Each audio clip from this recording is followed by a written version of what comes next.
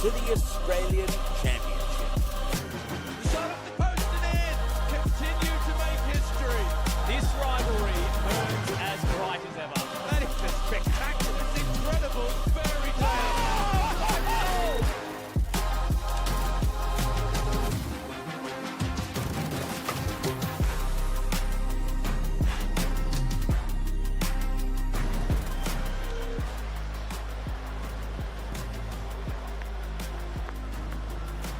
Well, after 5 whirlwind weeks, the fate of the Australian Championship group stage comes down to this. A healthy dose of thunder and lightning did its best to derail it, but round 6 of the competition kicks off at last in Queensland, and there is no better way than a top-of-the-table clash in Group A. Moreton City playing host to South Melbourne FC, a crucial clash in the quest for the quarterfinals. So far, just 3 teams have sealed their fate in the final 8. South Melbourne arrive in the Sunshine State as one of those. Sinisa Kahadzic's high-flying Hellas hoping to roll tonight into the knockout rounds with 6 wins on the spin and a perfect record behind them. That winning run, though, will be under threat from a Moreton City side, hopeful that they can become one of the sides to join them on the other side of the group stage. For Cam Miller's men, as you can see in the group table, the equation is a simple one. A point at Perry Park will punch their ticket to the final 8. Failure will ensure a nervous weekend wait for Sydney Olympic to play on Sunday against the Broadmeadow Magic. So, as you can see, plenty to play for at Perry Park between 2 sides who have specialised in entertainment in this competition so far, both in the late and spectacular forms. It is a box office battle that awaits in Brisbane and is ready to get underway at long, long last. South Melbourne and Moreton City making their way out onto the field here at Perry Park, and we still have a bit of lightning going on in the background, but that won't stop the start of the final weekend's action here in Queensland. Both sides have been waiting with bated breath for this fixture to get underway. South, of course, already home and hosed and on the road to the quarterfinals. 5 wins from their opening 5 games, but a bit more of a mixed bag for Moreton City, but their 3-3 draw last week, secured in the 97th minute, would have felt like all 3 points thanks to Luka Ninkovic against Sydney Olympic. It sets the stage for a hotly contested affair tonight, and if you want to have your say on who you think will win it, you can scan the QR code on screen or head to australianchampionship.com.au and open up the game day tab.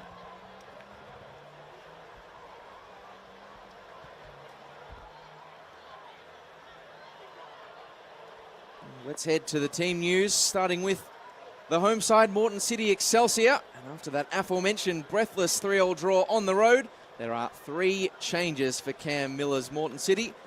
Jackson Courtney Perkins has missed out at the last minute due to a calf strain, so in comes Damon Anderson for his first championship start. Dylan Manecki is one of the other names into the 11, alongside NPL Queensland's all-time top scorer, Andy Pengelly, who we expect to lead the line alongside Joe Scott this evening. Andy Pengelly having banged in over 200 goals in Queensland, hoping to add to his tally against an interstate opponent this evening. And for South Melbourne, perhaps with one eye on the quarterfinals, there are a raft of tweaks to Sinisa Kahadzic's starting side. Out go Manny Agwek, Bilal Habib, Jack Pope, Tom Giannakopoulos and Koda Kadua, who has recently been called up to the Lebanon international side. And in their stead come homecoming Queenslanders Max Mikola and Braden Spink. And they're joined in the starting side by Ollie Laval, Jack Painter-Andrews and midfield maestro Seb Pasquale, who has cracked the Australian Championship Team of the Week twice already in the 6 weeks of this tournament.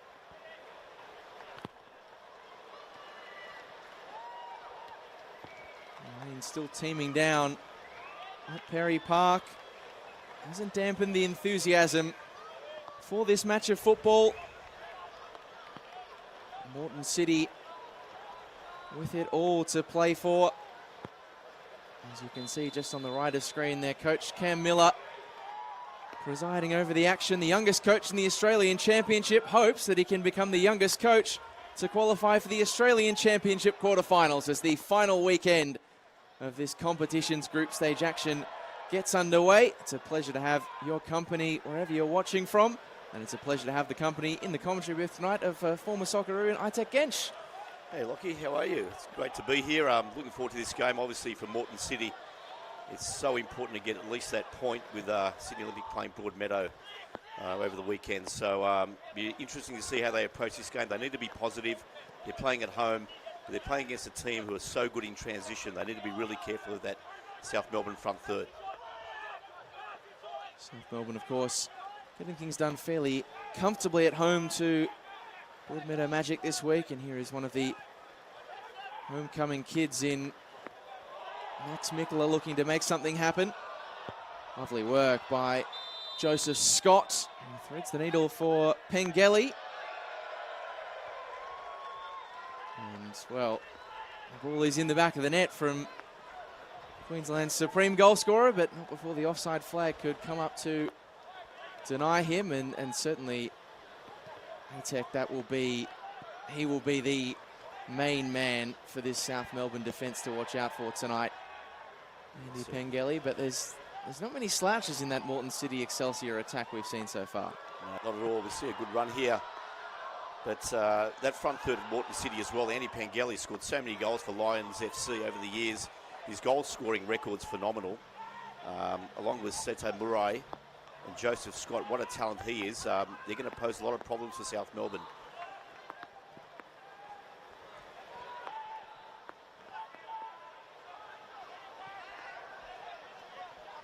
Inside it goes for Jack Painter-Andrews.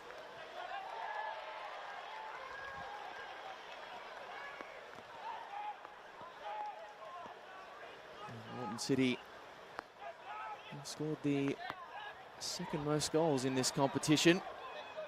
Looking to bring the pressure early here. Joseph Scott with a wonderfully weighted ball. Kojima just slides it wide. A huge scare early doors survive for South. But if you are Cam Miller and Moreton City Excelsior, you are delighted with the way that your side have approached the opening minutes of this fixture. Well, that's the second time now Moreton City have found a wide gap right in the middle of South Melbourne's defence, and it's Kojima, who plays at left back, always willing to go forward, and that's one of their strengths. But some early warning signs there for South Melbourne. It's the approach from them as well in relation to them already being qualified. And obviously they can play a little bit more relaxed, but certainly not give that much space as they just did to the Moreton City offensive players. Speaking to the head coach, Cam Miller, in midweek, he said, well, we only need a point, but the intent this evening is to go for all three.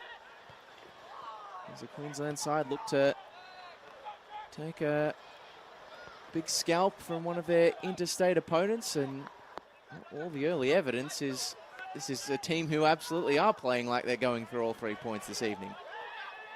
South Melbourne not short in attacking talent in their own rights, and no sooner have they survived a scare at one end, do they find the opening at the other, and it is Ollie Laval with a second Australian Championship goal put on a platter before him by Yuki Uchida.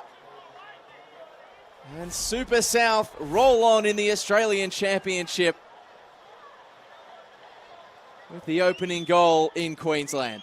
Yeah, look at Uchida there, found himself in the wide area, and that's Ollie Laval, that's his strength.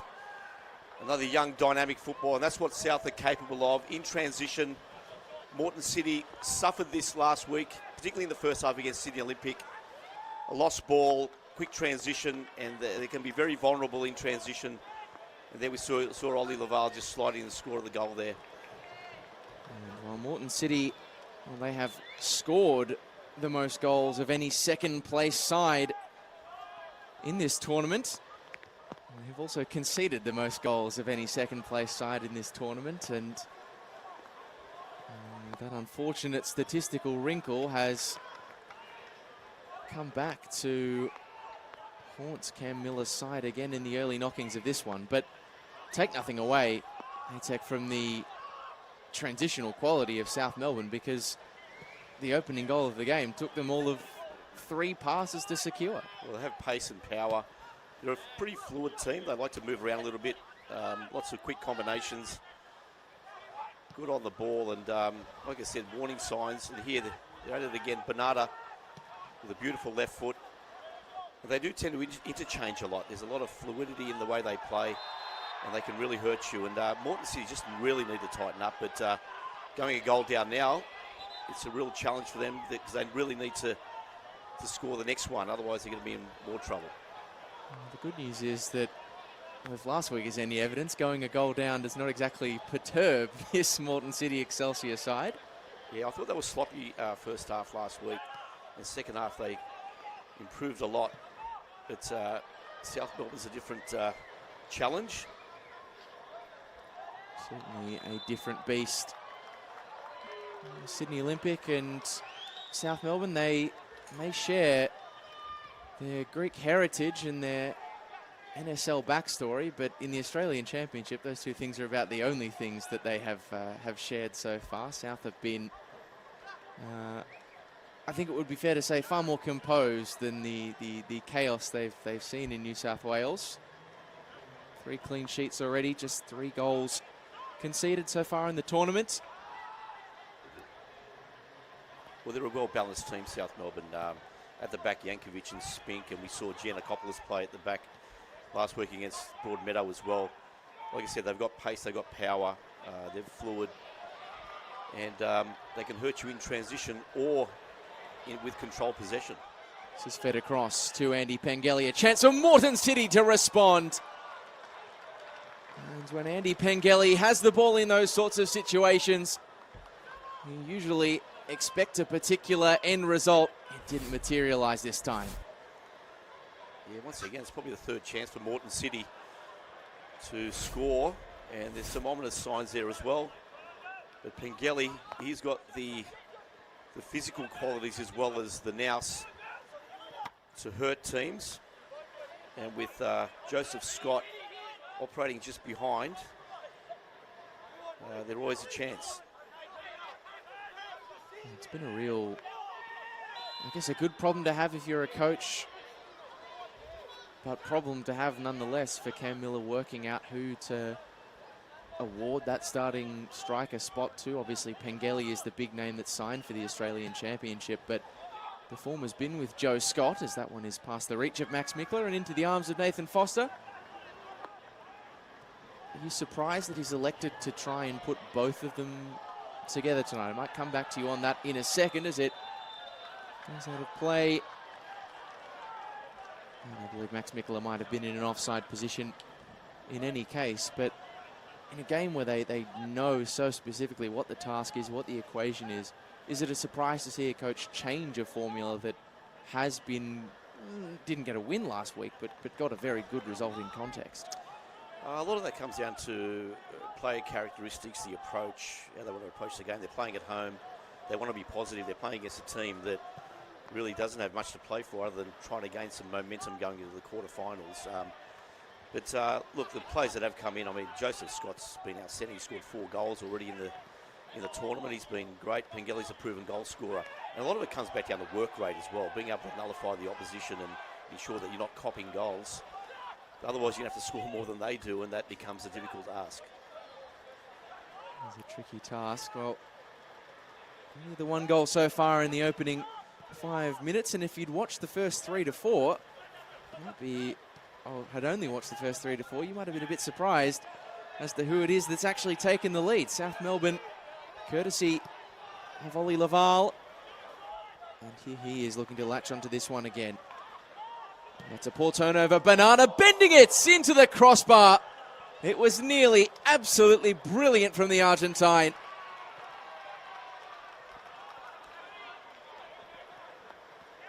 sloppy turnover on the edge of the box there by Moreton City, and you can't give Bernarda chances like that. He's a player that can hurt you. He's got a great shot, strongly built forward, operating on the right, despite being a left footer. So he's always going to cut in onto that left foot. That's where the danger is. Without wanting to be too glib about it, if there is anyone out there for Moreton City Excelsior who knows how much Noel Bernarda can hurt you, it was probably Declan Smith, who was the player who was involved in that incident last time they met, which led to Bernarda's red card, and he's seemingly got a flair for the dramatic, the Argentine, against Moreton City Excelsior. Yeah, it certainly does. But a lot of these analysis goes down to what they do during the week with all the video and access to information, and just watching this game as well. I mean, there's still a bit of water on the pitch, so you can see that both teams are trying to play a little bit more direct. It's not the kind of error that Declan Smith makes very often, the Moreton City captain. That one is launched forward. Has Pengelly stayed on side? It's a moot point in any case, because Javi Lopez is swift off his line to cut out the danger.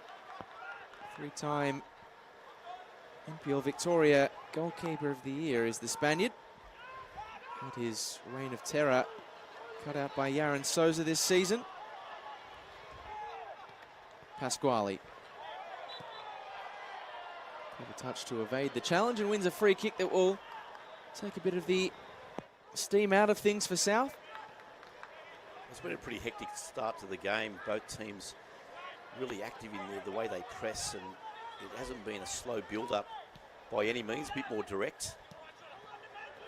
But so much responsibility as we see Bernarda again. Oh, lovely footwork from Noel Bernarda! He's got his goal now!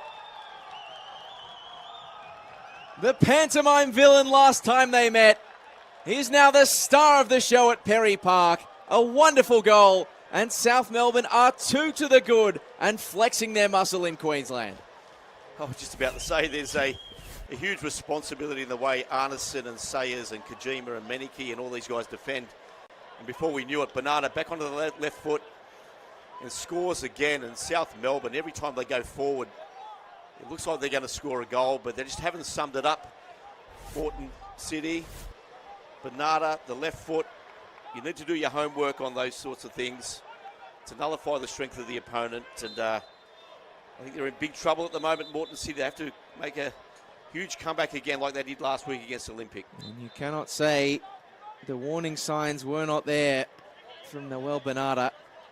And for a player who goes as hell for leather in his quest for goals and scoring as he does, that will be a source of sweet relief. His first in the Australian Championship, his first goal in over 100 days. So a drought breaker in quite some style from Bernarda.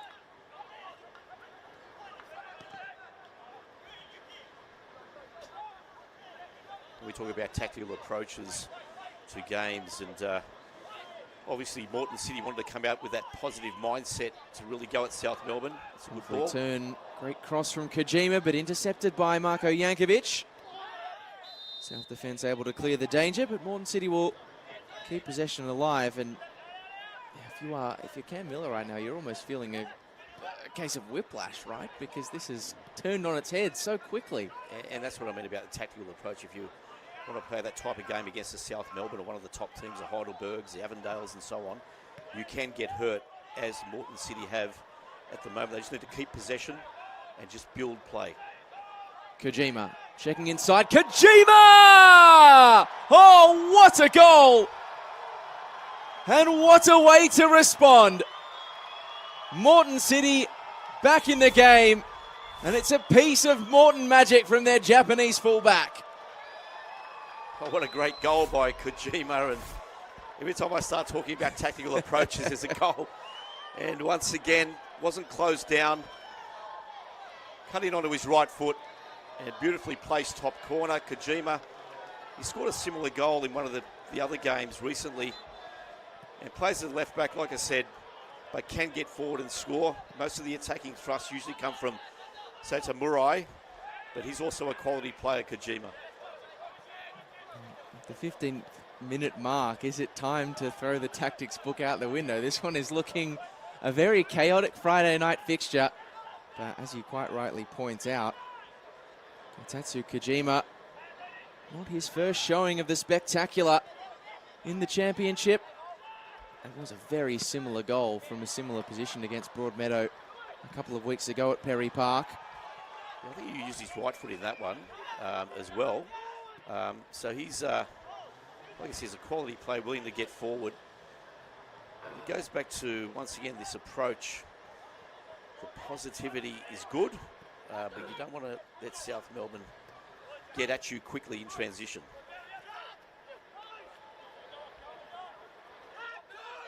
Seventh goal in all competitions for Kotatsu Kojima. First full year at Moreton City Excelsior. Having previously arrived in Australia and in Queensland with the Gold Coast Knights. 7 goals in a campaign. And of course, you mentioned that goal he scored against Broadmeadow, where he was pushed further up the field. But any fullback who's scoring 7 goals in a season is having quite the season.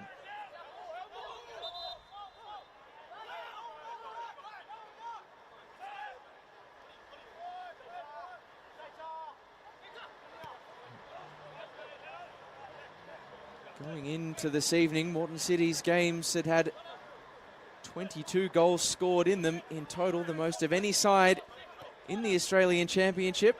It's taken 6 minutes for that figure to go up to 25, and they are, well, perhaps not in the way they would want to be so far, right up until recent. Living up to their reputation as the Australian Championship's great entertainers. And they've set up, looks like a little bit differently. They're throwing the wing backs very high and almost going to a back three. So with Kojima on one side, obviously McAnally on the other. Launched in by Joe Scott. Flicked to the top of the penalty area where South are able to clear through Uchida.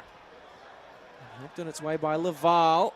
It's a short back pass, but Nathan Foster can comfortably collect it. McAnally launching forward. Belief back with Moreton City Excelsior as that one is going to deflect its way out for a corner. And if there is a testament to how goals can change games, we are seeing it so far in this fixture. South Melbourne turned it upside down, and all of a sudden, after finding one back through Kotatsu Kojima, Moreton City are starting to play with a bit more belief and a bit more vigour again. And they're a better team, Moreton City, when they keep possession of the ball. And, you know, without that hectic nature of the way they play on occasion. We saw this last week again. So here's a great opportunity for them from the corner. Lachlan Sayers delivers the ball into the back post. There's a free header and a few claims for handball. Let go unheeded by referee Zach Keenan. Lovely drop of the shoulder by Sayers. The cross not quite matching it, and that is a very, very painful one for Jack Painter-Andrews. It was a seriously nasty case of friendly fire.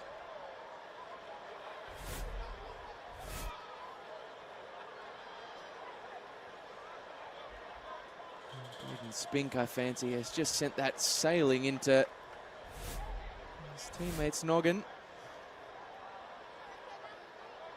Is never a situation you want to be a part of in any sense. Well, usually when a player gets a knock to the head, you just ask him if he remembers anything, and if he doesn't, just tell him he's messy and put him back out there. He might play better. Well, Jack Painter-Andrews is a very, very talented fullback for South Melbourne. Do you go for a position specific? Or you say, by the way, you're just working up your Cafu. Yeah. Or your Cafu, or pretend you're Messi and play up front. Well, regardless of whether he is Cafu, Messi, or something altogether in between, it looks like Jack Painter-Andrews is going to be all good to join us eventually.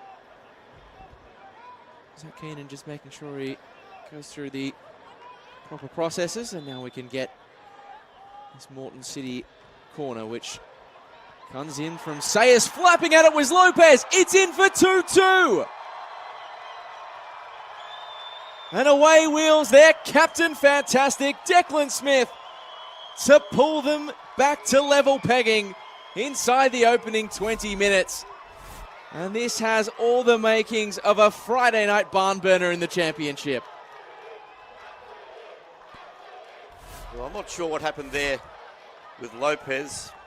Just flapped at the ball, good delivery. And Declan Smith, with all his height, really didn't need it, just got up beyond the mistake and scored for Moreton City. And who would believe it? 2-0 down, back to 2-2. And like we said, every time both teams go forward, it looks like there's going to be a goal. It's an amazing game at the moment. 4 goals in 20 minutes of football. We had to wait an extra hour for this one to kick off. I dare say, Atek Gench, this has been worth the wait on the early evidence. Well, so much for my prediction. I said if South Melbourne score another goal, Moreton City's in big trouble, but obviously not. The South have been sloppy on occasion. Both teams defensively have been a bit sloppy. Well, none more deserving of a goal that could, you say could be so valuable, would earn them a point as things stand, but you'd be putting a lot of money on the notion that there is going to be more goals to come in this one. A few more deserving than Declan Smith. As it comes out to the right-hand side, crossed in, great control from Saita Murai, who just couldn't find a clean purchase on the shot. And I think there is maybe some constructive criticism from Harry Arneson in midfield, who was free as a bird on the edge of the box, and maybe that was the better option. But yeah, well, I just rushed that a little bit on the edge of the box. He's got great ball control, great skill. Just took the wrong option there, but Joseph Scott, once again, great work by him. As Moreton City are still looking likely to score a goal again. Declan Smith, 13 seasons now at Moreton City for the club captain. Started out here in the under-12s back when in the pre-merger days at Moreton Bay United.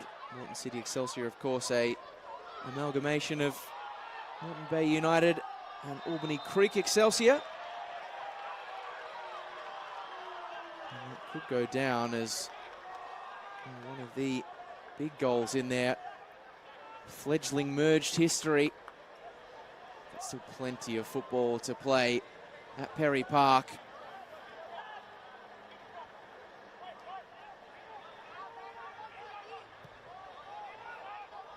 Once again, we see Moreton City not trying to play through midfield.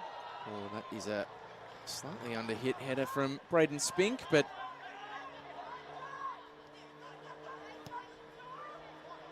you can tell the conditions are heavy. Those quick switches of play are very effective. Nicola has come across to the left-hand side. Uchida gets the eyes up, floats the ball in, it's headed away by Smith. And now Moreton City trying to come in the other direction through Scott. Well defended that time by his opposite number, Yuki Uchida. And they've made a raft of good signings, but he has been arguably chief amongst them. Knocked back by Pengeli for Kojima, and now Murai. South Melbourne able to pick it off. Uchida poking it forward. Bernardo, the player on the march. Can he get himself a double? Noel Bernardo! No. Wasn't for lack of trying. Just made all the hard bits look easy. Beat the defenders for all money, and then the finish was just a bit skew-whiff in the end. Yeah, we spoke about lost ball in the middle of the park once again in transition. Uchida managed to get the ball to Bernardo, and he just wanted to get the ball onto his left foot and ended up miskicking the ball out. But you just cannot lose the ball in key areas. You can see all the water just come off the pitch. The game has to be direct. It has to be about teams pressing each other. You need to to try and suffocate the opposition in their back third. In the midst of that hour-long delay to bring about kickoff at Perry Park, the rain practically did not let up. So no surprise, there is a great degree of heaviness, and now some tempers flaring as well. So Keenan has got a bit of sorting out to do, and I fancy that there's a card on the way here for Yuki Uchida. I was just singing his praises for what a signing he's been in the championship. And now he's going to have to walk the rest of this game on the tightrope. Let's take another look at the foul that led to it. It was fairly full-blooded from the Japanese midfielder.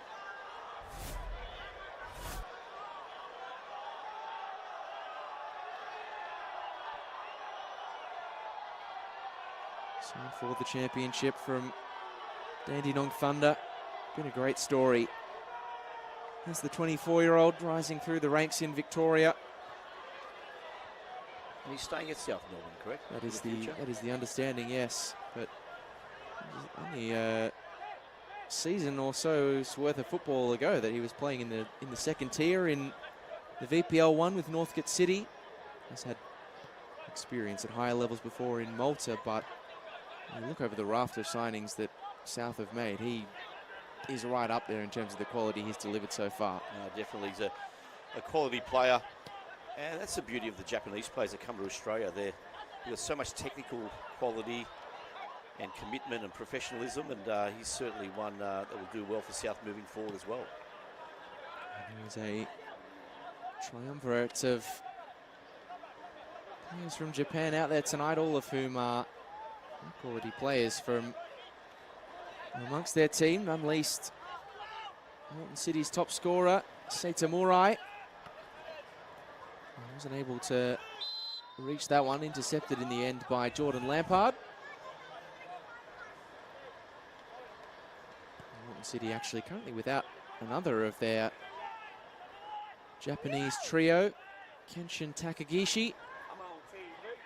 Fractured his foot a couple of weeks ago against Sydney Olympic, and he's actually had to fly back to Tokyo for surgery.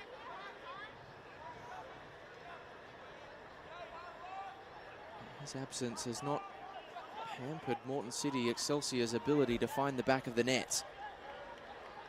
Good read that one by Nathan Foster.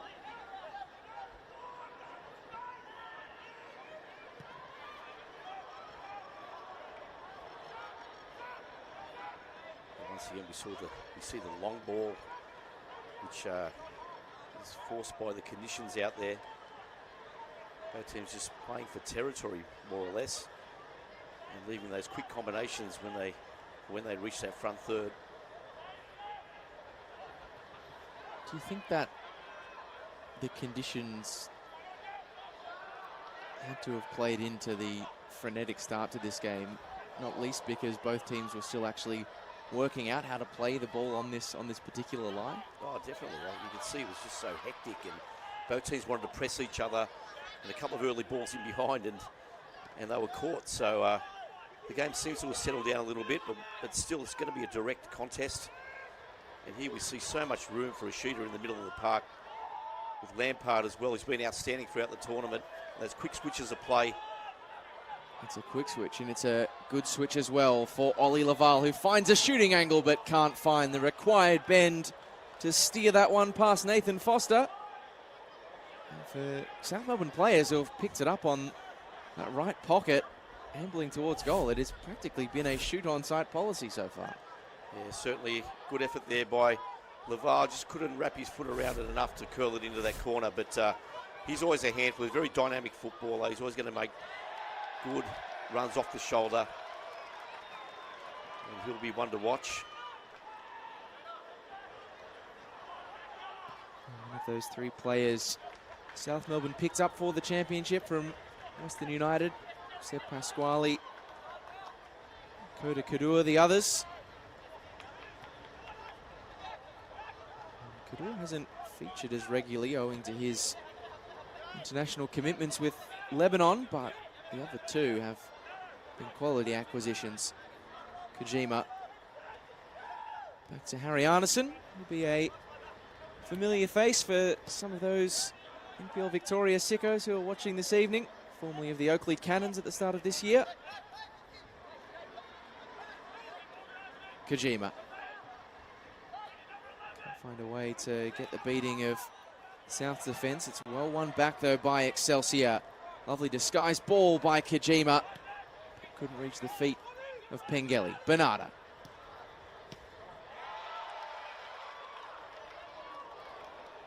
Space might break here for South Melbourne through Lampard. Mikula launching the switch in the direction of Uchida. Well intercepted in the end. And even though the last 10 minutes have allowed us a chance to collectively catch breath, there is still no shortage of helter-skelter about the play in between the two penalty boxes.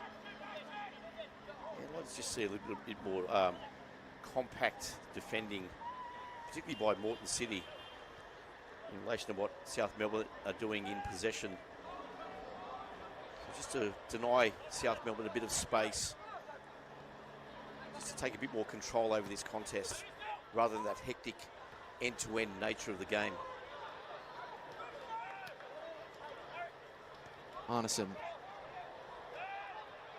Couldn't get the calculations right to slip that one through the South Melbourne defence. Murai a little overzealous in his attempts to win it back, and so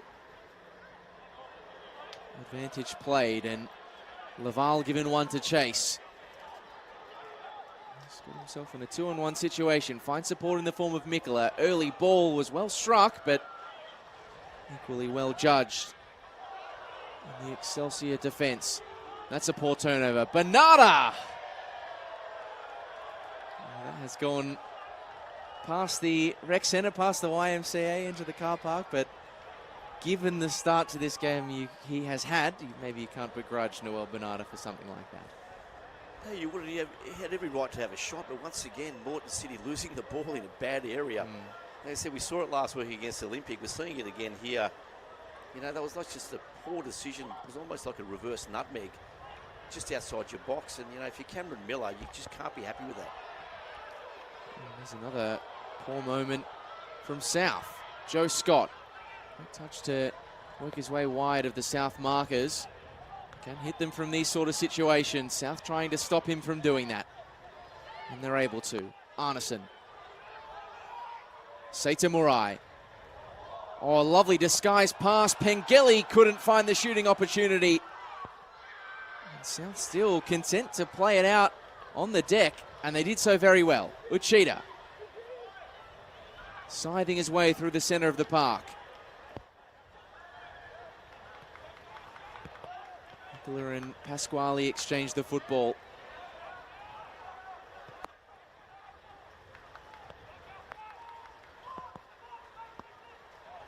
With Nicola. Just slow it down here, South Melbourne. It's just a slightly firm touch off the chest that denied Andy Pengelly a glorious chance to score against Victorian opposition. But how clever from Seita Murai. Once again, you thought he was going to have a shot, but just did that little reverse pass. We've seen him do that so often throughout this tournament. Very, very clever footballer. He has goal-scoring ability. He might have been player of the year up there in Queensland. He was Season. reigning player of the season. Seita Murai for the premiership winners. This is a concerning sign for one of his teammates, and for anyone of a Moreton City Excelsior persuasion, their championship top scorer, Joseph Scott, down out of play and clutching at the leg. This does not look a pleasant one.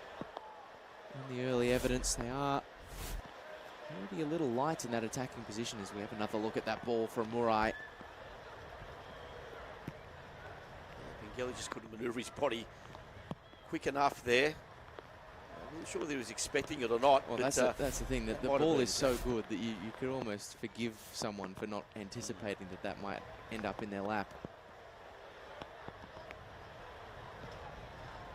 Chance for Cam Miller to take stock and address his charges. What instructions are you giving out if you're Cam Miller right now? Well, if you're Cam Miller, I'd be looking to keep it a bit more compact. I just think that if you get into that transition game against South Melbourne, you know, it's kind of becomes a lottery.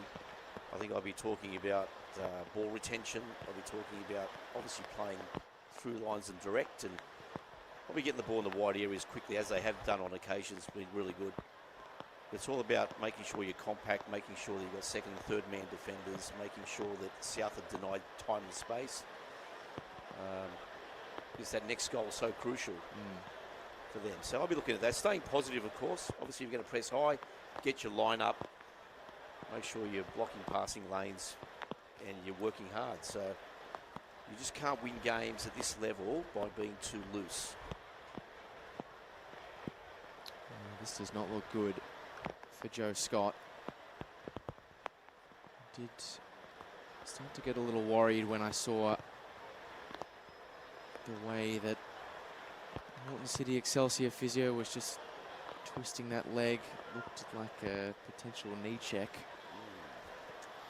It doesn't look good. And he's a very important player for Moreton City. He's been outstanding. Wonderful left foot. The goal he scored last week as well against Sydney Olympic, when he cut inside, was outstanding.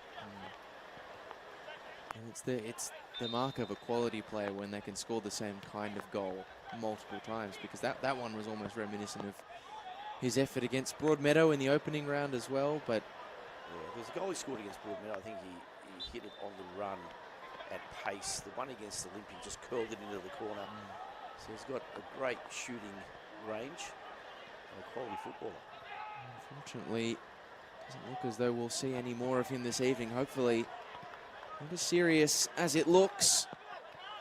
As despite the level pegging on the stat sheet, South Melbourne are edging the head-to-head poll. If you want to have your say, of course, you can scan the QR code on screen or head to AustralianChampionship.com.au. Open up the game day tab. There'll be some Moreton fans at halftime looking to do that as Bernardo lifts the ball into the box. The header is able to be collected from his defence by Nathan Foster.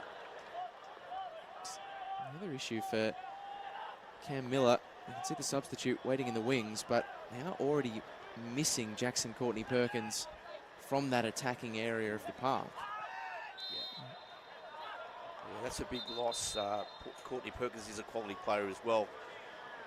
And without Joseph Scott, it does obviously have an impact. Let's just come back on.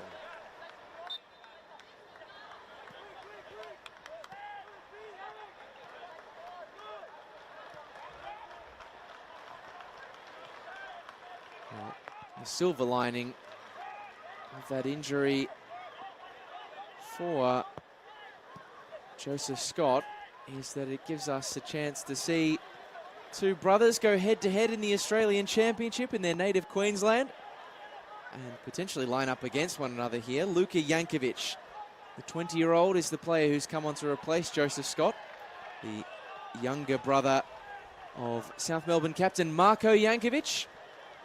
Both of them originally from Queensland. Both of them have played each other a couple of times before, of course, in the reverse fixture, which South Melbourne won 2-0, but also in the Australian Championship, or in the Australia Cup, I should say, last year when Luka Jankovic was playing for Olympic in Queensland. So quite the season. Signed from St George Willawong, nominated for Young Player of the Year in the NPL. 2 goals already in the Australian Championship off the bench.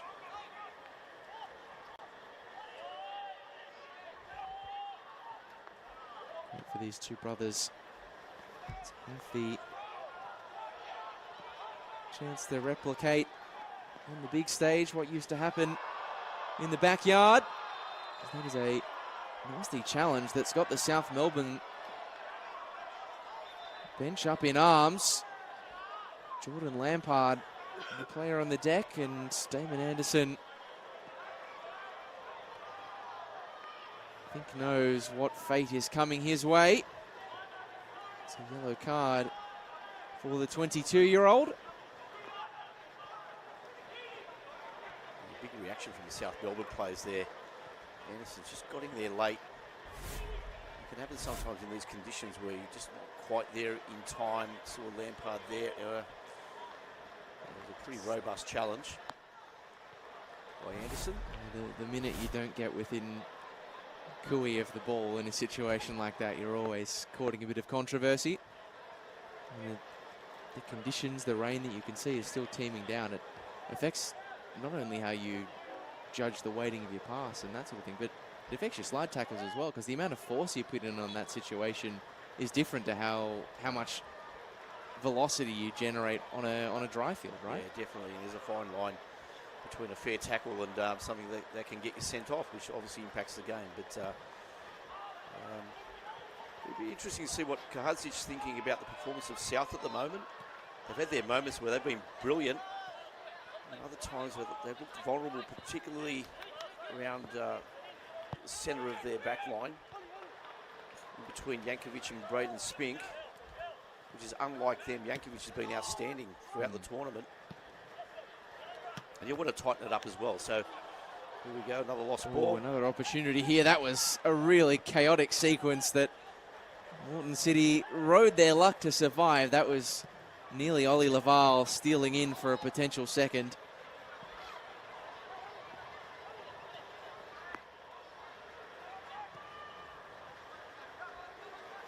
The first goal they conceded, South Melbourne, not much they could do about. The second is a different story as Laval bends the ball in, headed back into a dangerous area. Pasquale was trying to pick it up. No whistle despite the protestations of South Melbourne. And Moreton City come the other way. Anderson back to Lockie Sayers. South Melbourne doing well that time, though, to get their numbers back quickly and to thwart the transition. I guess you could ask the opposite question as to whether Moreton City maybe should have moved it a little bit quicker. Yeah, South had a lot of bodies back at the time, and obviously Moreton City outnumbered. Just had to slow the game down a little bit, which is okay at times. You need to slow the game down, keep possession, keep the game going, keep moving. Interesting earlier on when Kojima headed that ball, he chose to head the ball back centrally rather than away. Over the top for Anderson, lifted in and knocked clear by Jankovic. Of course, I have to specify now, it's Marko Jankovic, not Luka. Control from Mikola has worked out to the advantage of Uchida. He's gallivanting down the wing, sending in a great ball. It's just past the reach of Laval, but not past the reach of Bernarda at the back post. He recycles. It's the same result this time. City able to deal with the danger twice in quick succession, and bang, that one goes onto the roof of the Bill Waddell stand. You see this big splash of water. That's how much the grandstanders had to take on this evening. Yeah, great work there by Yuki Uchida. The step over and that cross, beautifully delivered. So much quality in those wide areas for South Melbourne. Uchida, who operates centrally, he's all over the place, Uchida. Obviously balanced out by the work of Menelau and Sebastian Pasquale. Allows him to have some freedom going forward. Obviously Bernarda's always a danger, and Nicola and Laval. Now, we spoke about obviously Manny Agwek, who's not playing in this game. He's got to come back hopefully for the quarter-final. Pasquale delivers, headed towards goal, and play drawn dead for something that Zach Keenan didn't like in the build-up. Missing a few of their first-choice stars at the moment, South. We mentioned the injuries that Moreton City are contending with. South Melbourne, no exception. Well, Manny Agwek not injured, but rested today. He did travel with the squad, as did Bilal Habib. John Giannakopoulos is just on 2 yellow cards, so I fancy that's a precaution. The one they have been without, though, since the reverse fixture is Jake Marshall. There's usually a lockdown defensive pairing of Jankovic and Marshall in the centre of defence, 2 Queenslanders. But so far, prior to tonight, where they'd only conceded 3 goals going into tonight, their cover options, the likes of Braden Spink, have deputised very well. Well, they have, and we saw Giannakopoulos play in the back line last game as well. So they've got versatility, they've got players that can cover positions, and squad depth, right? If you've got the squad depth and you've got quality everywhere, then you can make good choices. Tom Fell has popped 5 fresh minutes onto this first half. Not one that we necessarily want to end. It has had so much to like. Declan Smith getting the better of Bernardo that time. A very fine challenge from the towering central defender. South win it back though. Pasquale try as he might, couldn't keep it alive.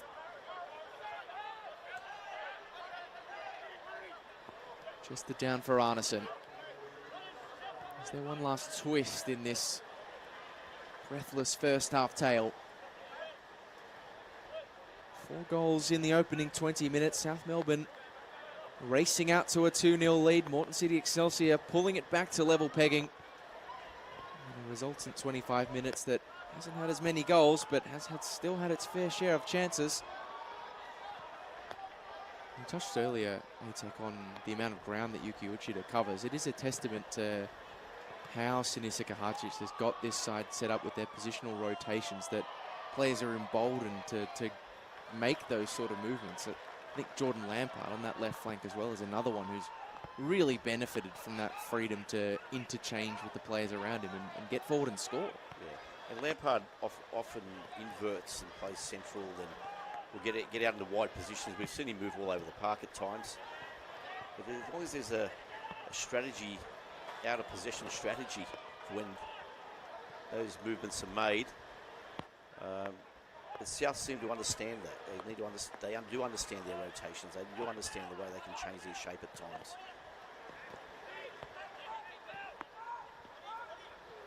Seita Murai.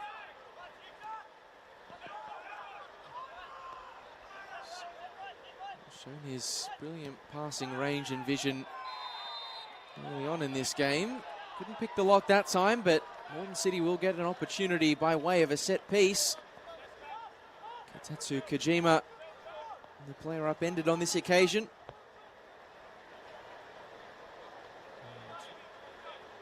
No shortage of good goals to pick from in this game, but his probably is, as things stand, the pick of the bunch. Bernardo running a reasonably close second, I think it would be fair to say. Yeah, definitely. Certainly, Kojima's goal was outstanding. Speaking of rotations and so on, we saw Manny Agworth just drop into midfield a lot of times last week. Laval has not done that so much in this game. He's really played in the channels and off the shoulder. Sayers spins the ball in, but not really to the advantage of a teammate. There seems to be a bit of conjecture from free kick taker and free kick receivers as to who was at fault there. The ball ended up in a good area, but there's no runners there, and we're going to blame each other. Here we see that is an error. Nearly Almost a costly giveaway. It fell at the lap of Luka Jankovic. If a set piece falls in a forest and no one was there to hear it, did it ever really happen?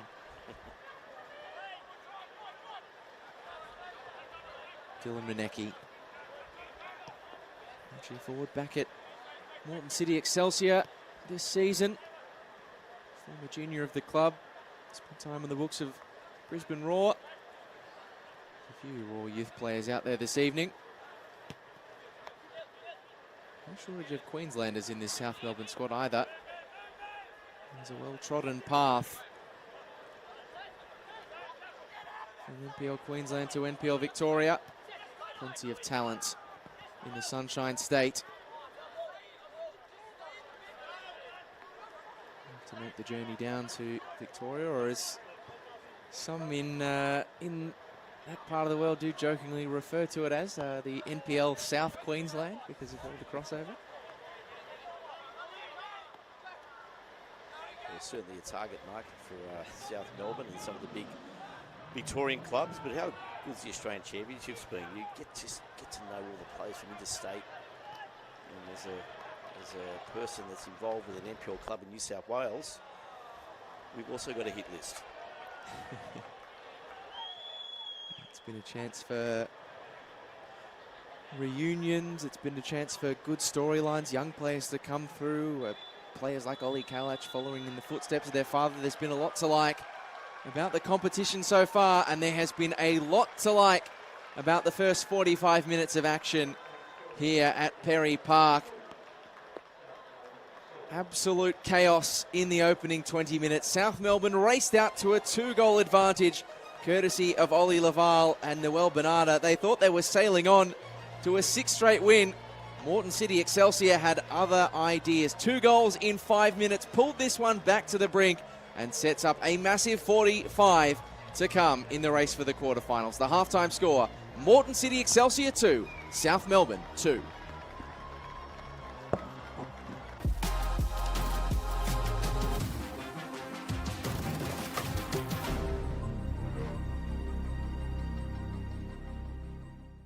Excelsior, defined as higher, upward, to indicate superior quality.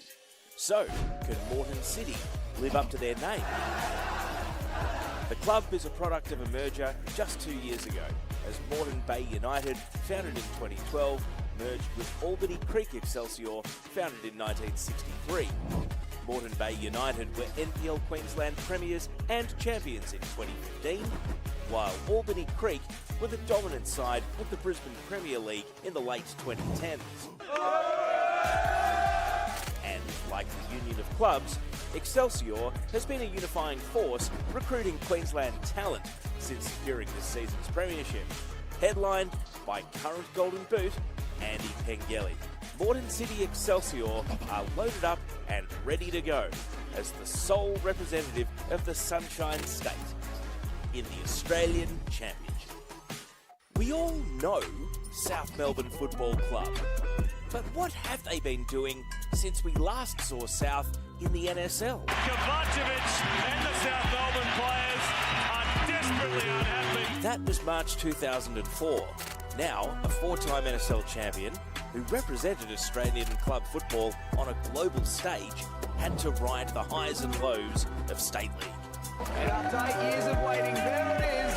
They are the champions, South Melbourne. But there would be surprise setbacks in the NPL National Finals and the FFA Cup. In more recent times, knockout football has been friendlier to South Melbourne, winning the last 2 Doherty Cups. South have been yearning to emerge from what they consider the football wilderness, seeking their next icon to put alongside the likes of Puskas and Postecoglou. And they'll do it in the Australian Championship.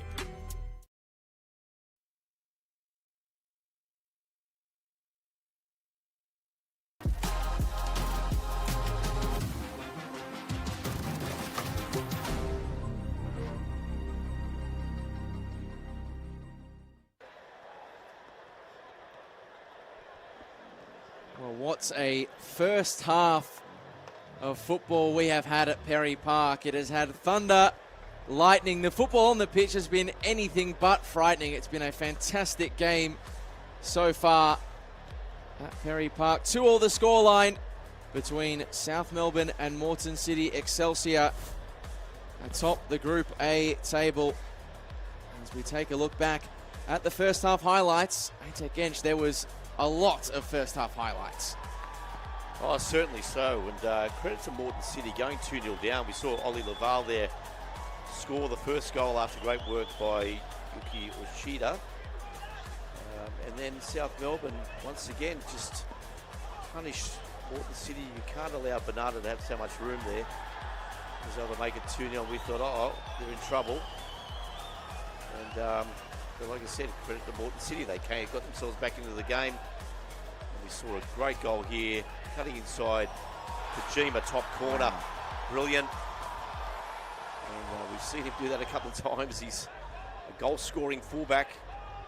Just tease his opponent, but that's all about the execution. And it's the kind of goal you could watch over and over and over again. The same maybe not said for the Moreton City equaliser, but a fantastic moment nonetheless for Excelsior captain Declan Smith to equalise.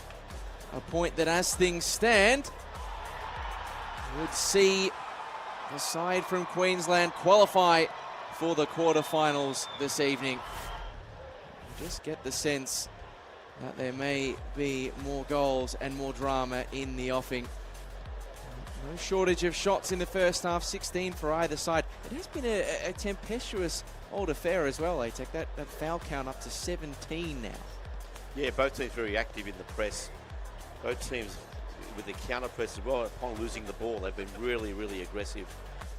We have seen a few niggly tackles, but that's also a consequence of the desperation with which Moreton City have to play to get a result in this game. But certainly a willing contest, and coaches now earn their money really in the halftime team talks.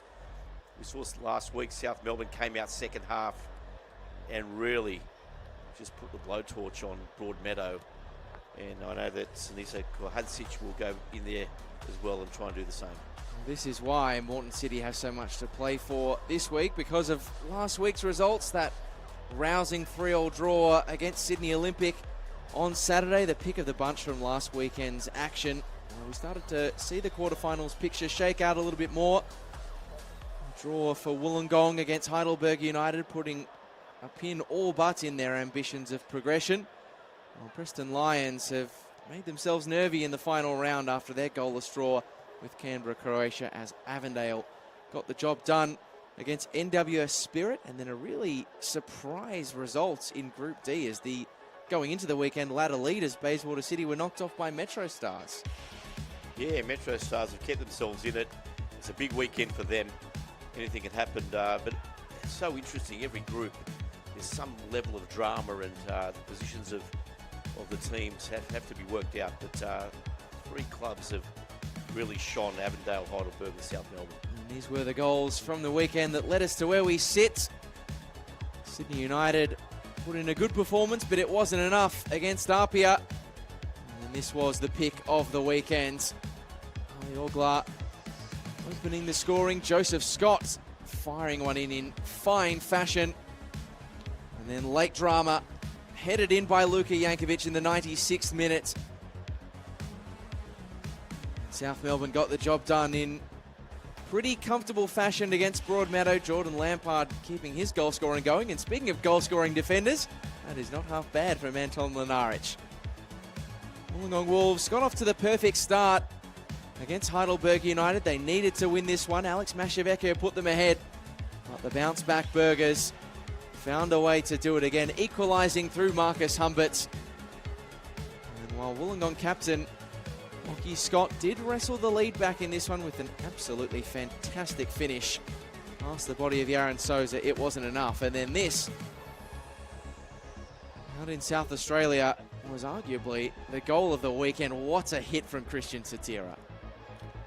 Avondale got the job done, and Bruno Fornaroli continued his sense of inevitability in front of goals in the championship.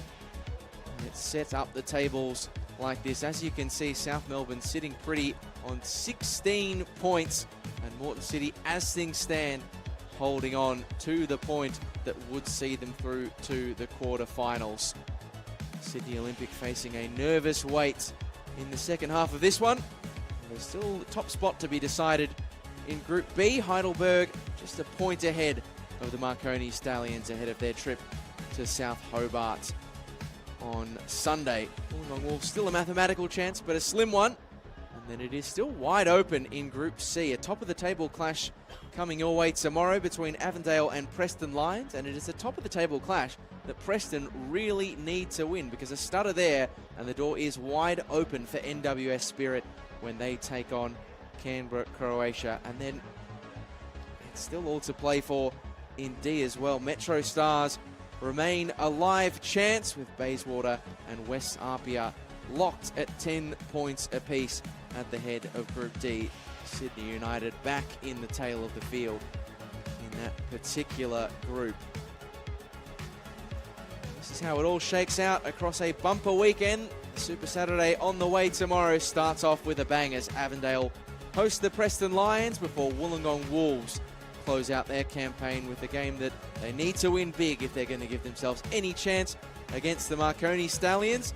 And then roll on a mammoth Sunday. 5 fixtures, starting off with Broadmeadow Magic against Sydney Olympic. That could be a very important one depending on how this shakes out. And West Apia v Bayswater could be for all the marbles and top spot in Group D to close out the weekend, as Metro Stars watch on as they end their group stage against Sydney United. So plenty of football still to come across the weekend, and we're hoping for another massive 45 like the first in this one. Moreton City with 1 foot in the quarterfinals. Will that stay the same on the other side of the break?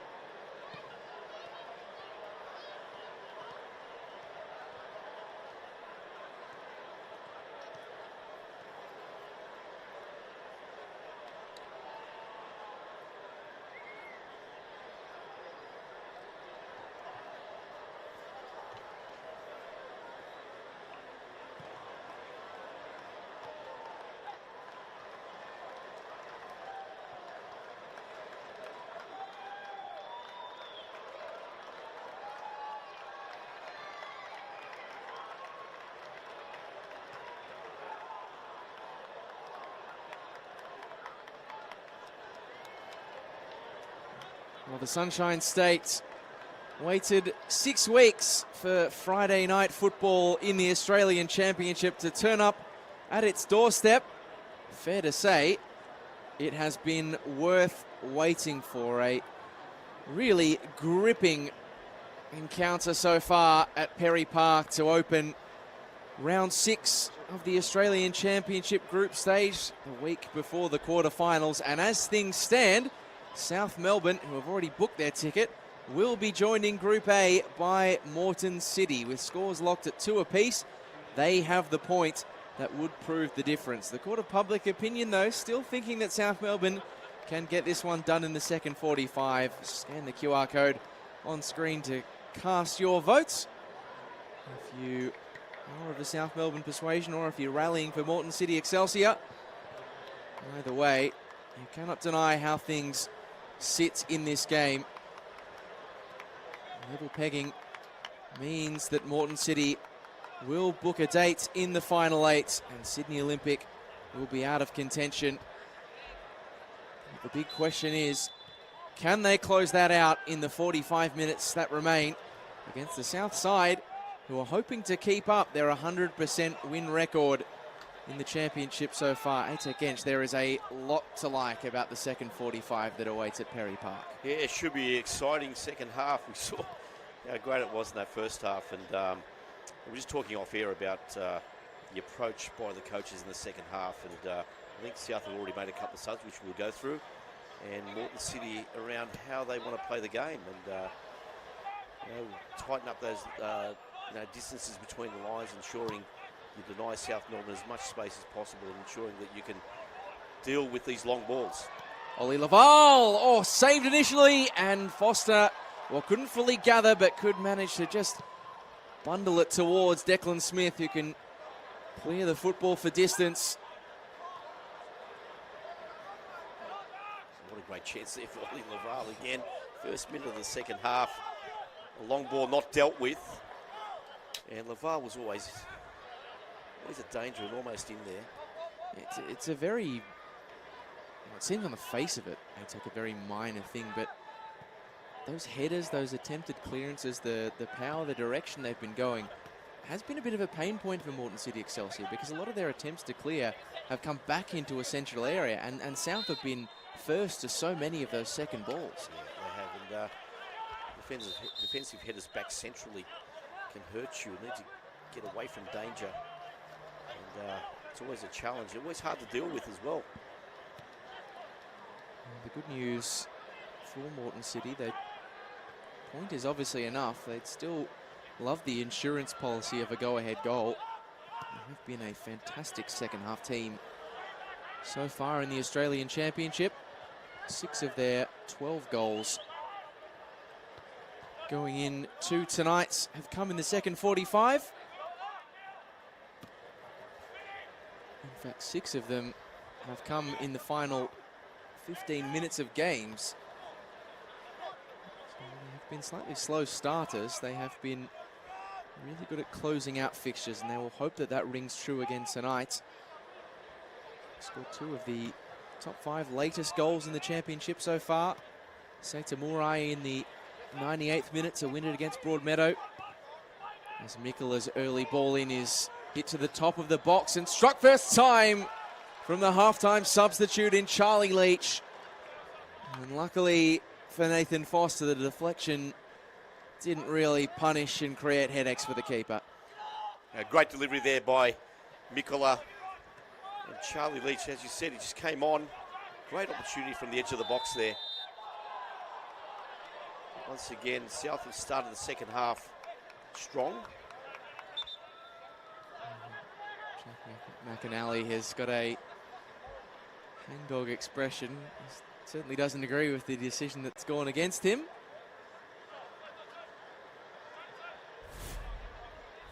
So take another look at this. Chance for Charlie Leach. And in the wet weather especially, you're a nervous man if you're Dylan Manecki there. Just didn't quite get a hold of it. You see Lampard here.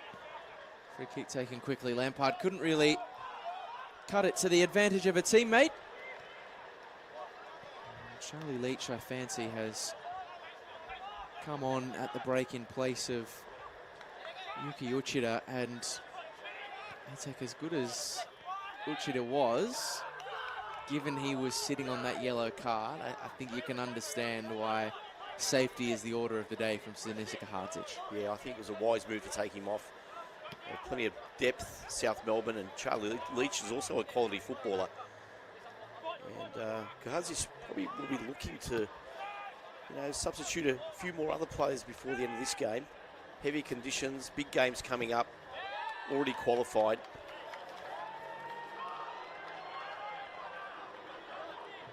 They did build up in training the idea of the importance of heading into the knockout rounds with 6 wins from 6, but at the end of the day, you take what you can get as Mikola streams down the left-hand side.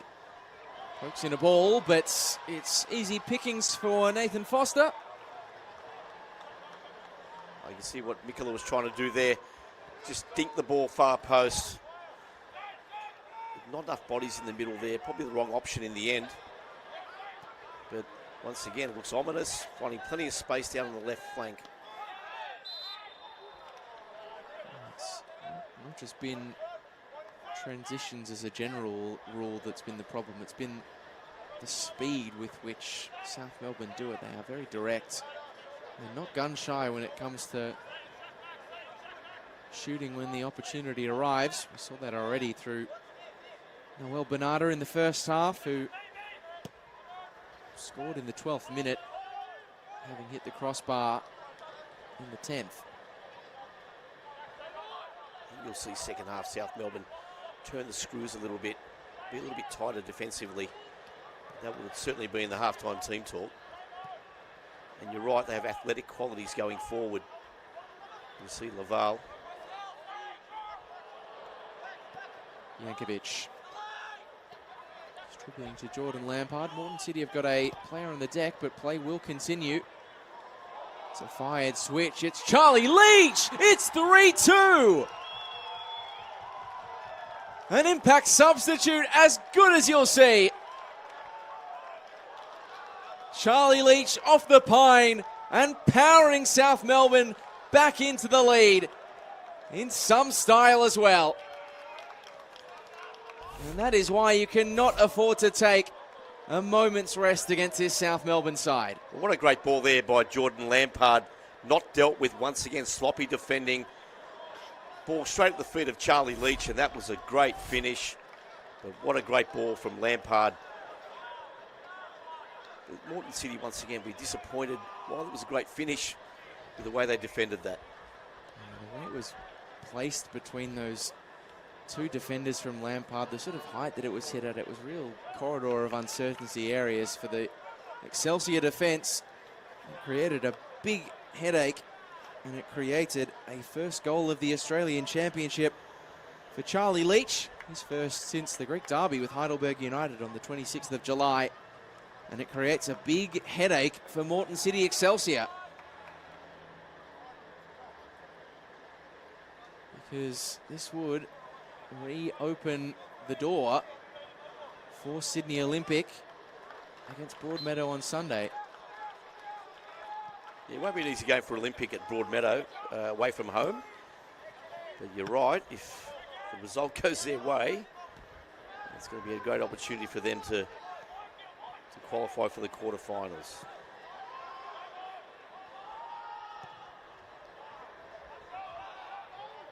It is yet another 3-2 thriller in Group A.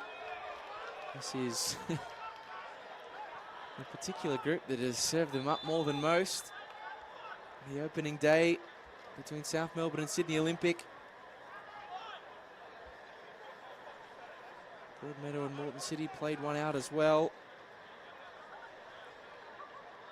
And a cracker group, as we have a double substitution on the way for Cam Miller. Trent Millard getting set to come on alongside Jamie Waddington. Waddington, who has been with the club for 14 years, as the long throw is missiled in by Mikola.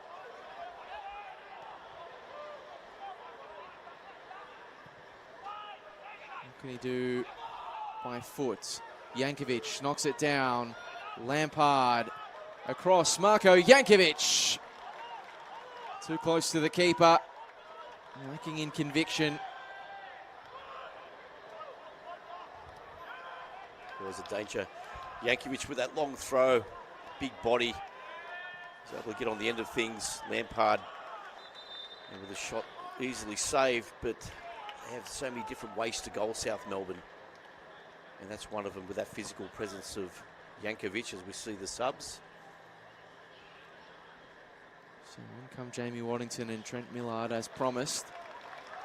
And you're a bit surprised to see that one of the two names vacating the field, I take, is Andy Pengelly. Moreton City, of course, it hasn't been a heavily involved figure in this game, but when you've got a goal scorer of that calibre, it's got to be a hard decision to take him off, particularly when Moreton City have already lost their championship top scorer in Joe Scott. Oh, you're certainly right. I just maybe saw him hobble up a little bit, looked a bit ginger to me, Pengelly, so there could have been more to it than that. Dylan Manecki, the other player who has come off, and that's been picked off by South. They already are in a position they don't want to be, Moreton City, and being behind. An extra goal for South would really make things a little uncomfortable. Jankovic, Arneson, and now Seita Murai. Oh, that's a lovely ball back to Murai. Good pressure applied though by Alex Menelau, former Melbourne Victory youth captain.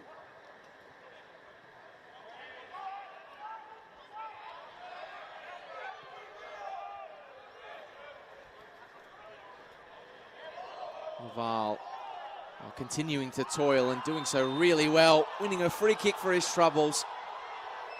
And if you're Sinisa Hadzic, that is exactly the kind of commitment to the cause you want to see from your line leader. Yeah, he's been really good. Ollie Laval, he's had to do a lot of the hard work, particularly in those channels where he was the recipient of those long balls to negotiate 2, sometimes 3 opponents. Brilliantly done there. Won a free kick for his team, and the whole tempo of this game, the whole structure of it has changed. South Melbourne really starting to control and dictate the way this game is being played. Certainly a different profile of striker to what South Melbourne get when they play Manny Agwek, who is unavailable tonight, but what you cannot fault is his commitment and intensity. Plenty of gut running. He looks to fashion an opening here. Best he can do is win a throw, and when you're South Melbourne, that is not a bad thing, because Queenslanders will be very familiar with it, as too will Victorians. The long throw prowess of Max Mikula, forged from his days as a pace bowler in cricket.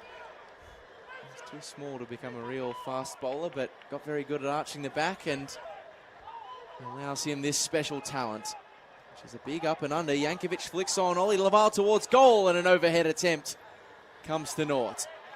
Speared up the middle.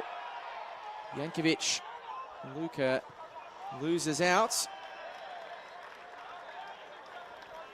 And Lucas Inglese is able to nod away. He's come on for South for his first appearance of the Australian Championship. 22-year-old, 5 seasons with South Melbourne. He's risen through the junior ranks in the last couple of years, having spent over a decade at Avondale prior to that.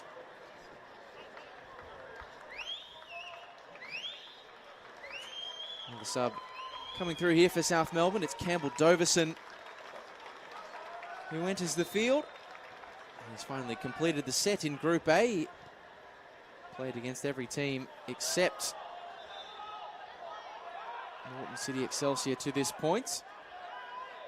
And now Excelsior can breathe a sigh of relief, because Max Mikula's long throw weapon is no longer out there to hurt them potentially on the field. Oh, I'm sure there's somebody else out there who can throw the ball long. We see one there, but and we thought Kahadzic would rest some of the players, some key players for next week. Here is Doverson. Set a task for Leach. Couldn't fashion an angle to return it to his teammate.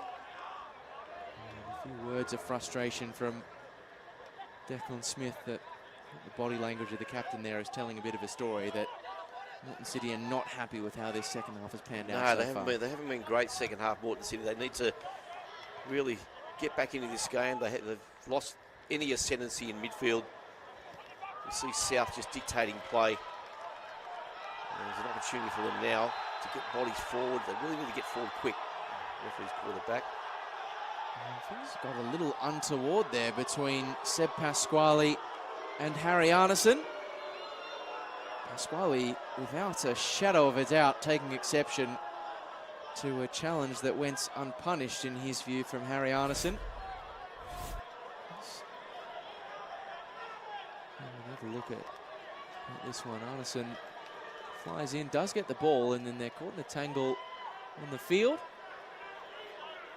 Always running the risk when you do something like that. No, you are. But I didn't think there was much in it, but I've seen cards given for things like that. It's a hard one as a player who gets tackled, though, right? Even when the defender wins the ball, you're still annoyed when you're sitting there on the deck having been upended, right? And usually you're punished when you retaliate. Now, somebody could try and kill you out there, and then you retaliate and you're gone. So kind of like, it's a tricky one. But Moreton City had the ball in a good area there in transition and was called back.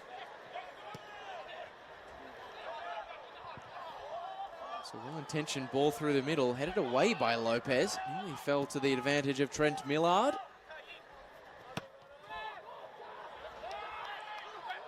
There has been a noticeable difference this evening in the way that both sets of defences have managed situations, aerial balls into their box.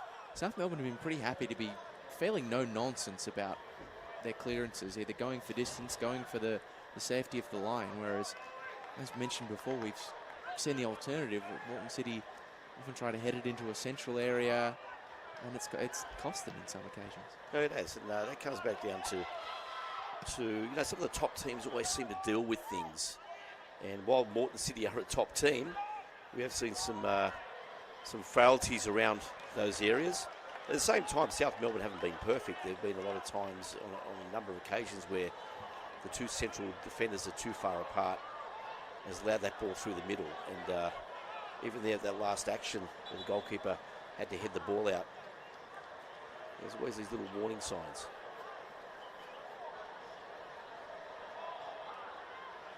But how to get back into the game here for Moreton City? They really need to take control of central midfield and keep possession of the ball, build up play. Harry Arneson doubled over and looking worse for wear. That is a situation to keep an eye on as Jankovic turns really nicely. Deflected ball missed by Inglese, and it's a little more no-nonsense in the end by the supporting defender.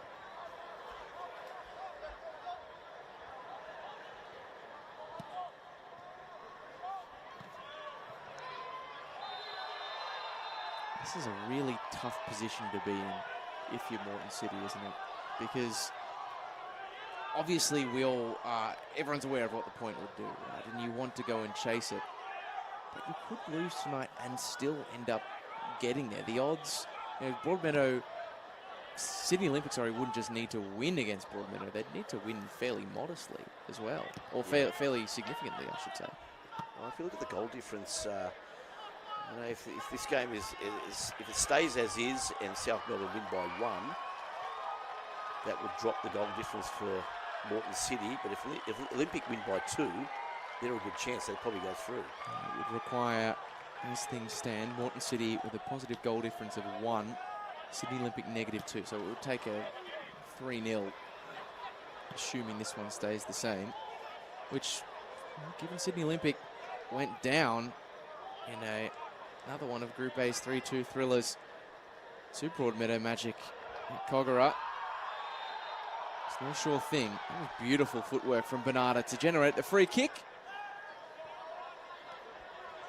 So tricky one for Cam Miller to ponder as to whether he chooses to chase this game in terms, or in search of surety. The difficulty for Moreton City at the moment is you've got no Andy Pengelly, Joseph Scott's off, and no Courtney Perkins. You didn't play today. So that's three influential players you don't have when you're chasing a game. And most of their cards off the bench in terms of outfielders have already been played. Nervous times on the Excelsior bench as Jankovic knocks it down. Not fully away. Menelau was lining up for something.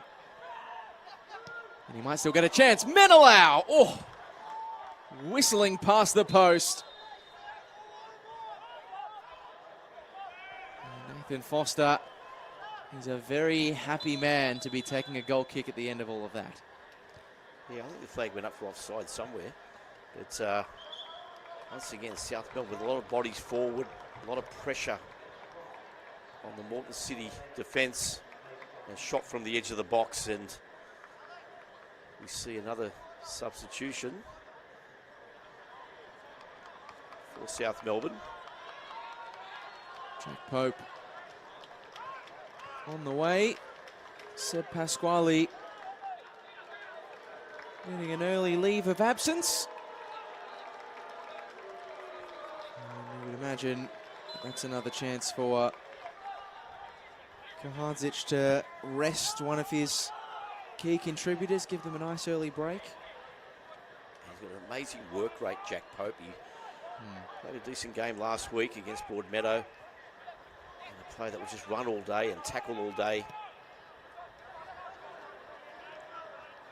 He's quite a dynamic player, the 21-year-old. A couple of years at South Melbourne now. There's the shot from Murai. From range comes to Norts. Whether it was Kojima, Murai on the ball now.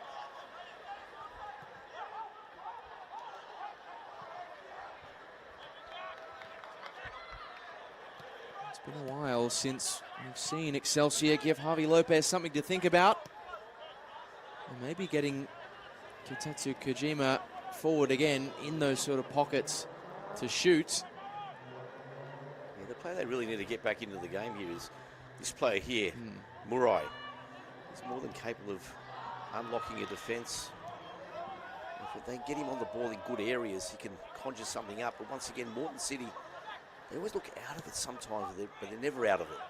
They have quality. They can conjure up a goal. We've seen it so often. But Murai's the key.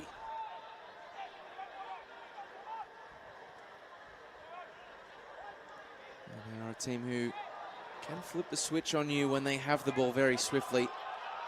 8 second half goals, 6 in the final 15 minutes. Getting towards Excelsior time in the championship. Do they have the cattle, the firepower and the resolve to search for the 3-3 equaliser again? That's missed by Jankovic.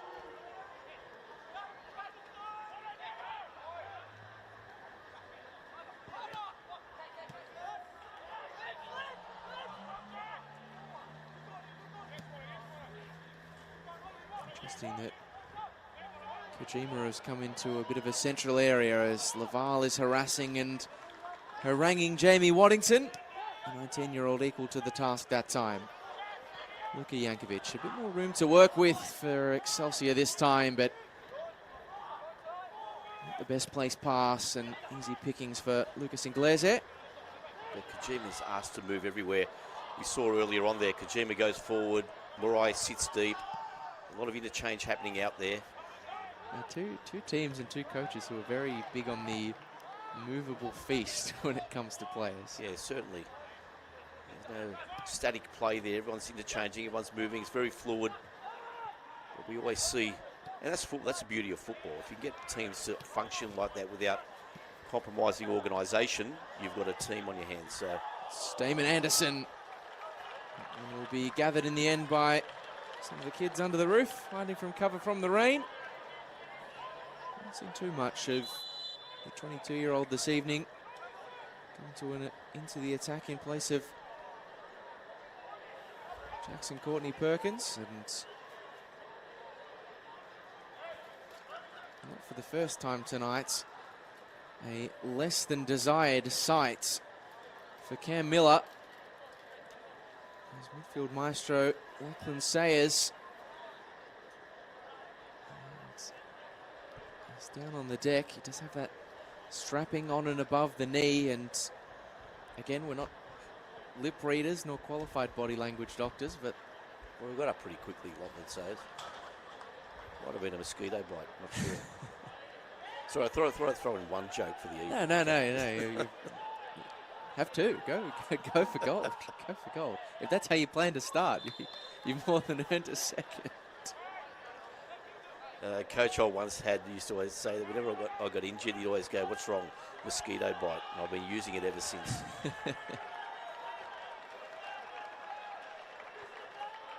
Just a brief break in play here at the 70-minute mark at Perry Park. Looks as though Lockie Sayers will be coming off. The good news is it's a handy replacement getting set to come in his stead in Chris Marr, a veteran of NPL Queensland. The substitution is being delayed here in the technical area. Now it's coming through. Tom Fell has the fourth official board raised aloft, and on marches 200-game NPL Queensland veteran Chris Marr, a man who is no stranger to the surrounds of Perry Park. 3 stints with the Brisbane Strikers across the years, and he's walked straight onto the field and picked up a ticket. Welcome to the game, Chris Marr. Of course, it is the usual home of Brisbane Strikers, Perry Park, the home away from home for Moreton City in this competition. Walter Park, the usual destination. And South Melbourne are on the charge. It's a decent cross, but Foster reads the bouncing ball well.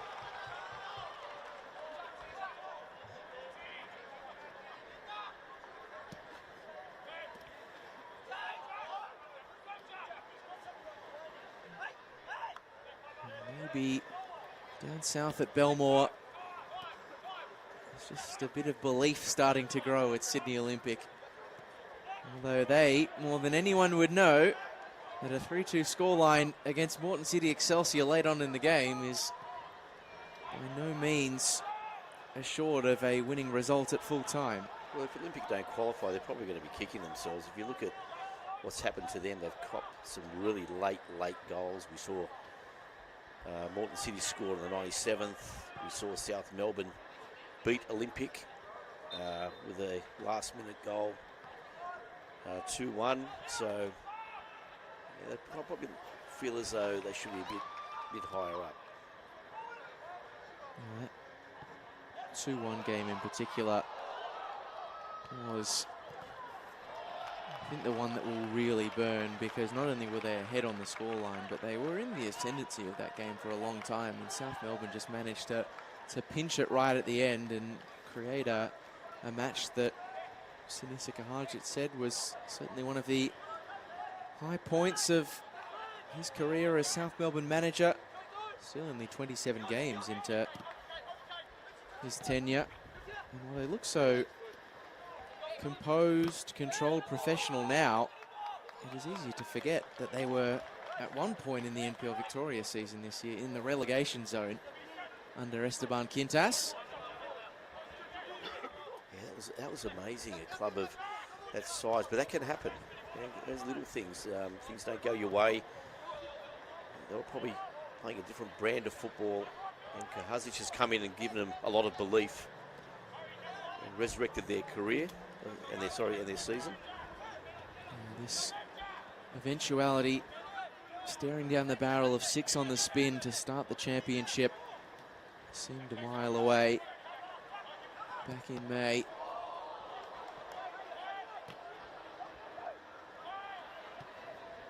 Moreton City starting to take the game a bit by the horns once again. That's wonderful work from Campbell Doverson.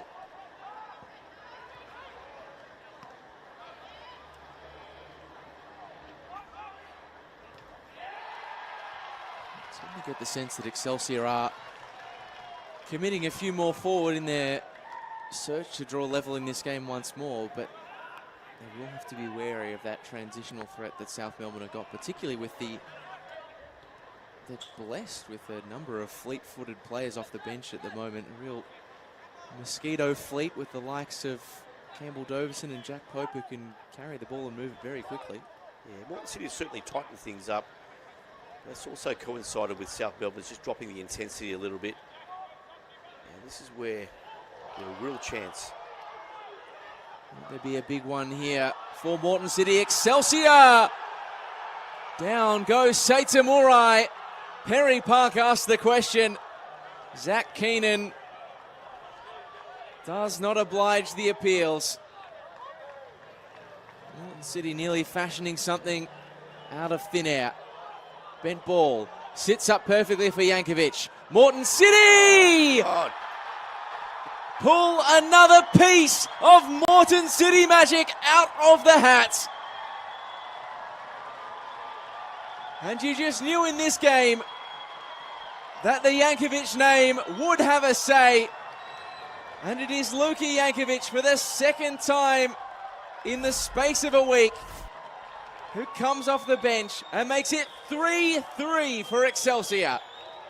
Well, South Melbourne just didn't deal with that. Yankovic with a great finish, too high a line, ball dinked in, deep runner, and a great finish by Yankovic. And as we said, they're never out of it, Moreton City. You think they are, but they aren't. And back to 3-3. We're back to a situation where they're going to qualify with 20 minutes to go maximum. Right off the Queensland Premiers at your peril. Another tantalising twist in the race for the quarterfinals in Group A, as Moreton City have come back from 2-0 down to equalise, and now 3-2 down to draw level again, to generate a scoreline that sees them stand just 14 minutes away from a place in the knockout rounds of this competition. And Luka Yankovic has proved himself to be an Australian Championship signing worth his weight in gold. 3 goals for him now. One of them counted for nothing, a consolation against Sydney Olympic at Perry Park, but 97th minute 3-3 equaliser last week, 75th minute 3-3 today. An invaluable pickup from St George Willawong. And it is game on at Perry Park again. South Melbourne trying to come forward, good interception. Is there belief now for Excelsior to turn this one right back round? So it's not been a game that you have been able to take your eyes off at all. A slow second half by comparison to the lofty standard set in the first, but still 2 goals and an all-important one for Cam Miller's men.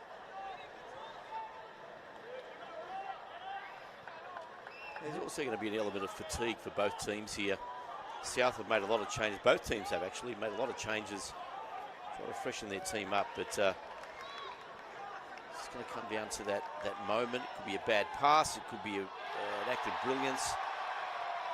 But once again, Moreton have shown a lot of character to come back from 2-0 down, 3-2 down. And can they win it?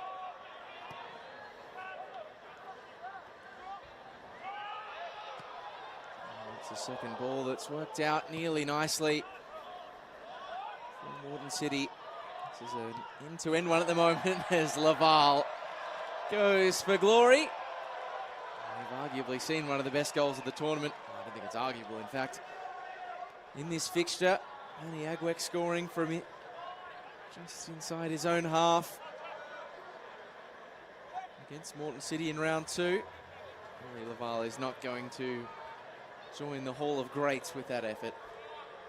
This has been a competition, though, Tech, short on not just quality games, but quality goals as well. Been some amazing goals by players from all teams. And Lavar was, with that effort, if that had gone in, obviously would have been a huge candidate. But 20 minutes to go. Sorry, 10 minutes to go. We have a situation where Moreton City at the moment, staying as is, can qualify. It comes down to mindset. Making sure that every attack is measured, making sure the build-up's good, making sure that your rest defence allows you to regain possession after lost possession. They are chewing nails at Sydney Olympic because Moreton City are coming forward through Damon Anderson.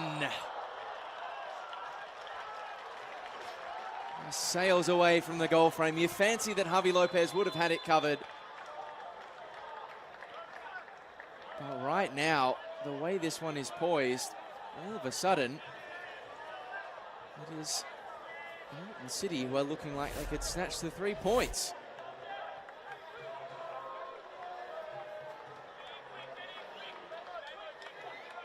So keep his head over that ball there. Just lifted a little bit, went over the bar, but another great opportunity for Moreton City.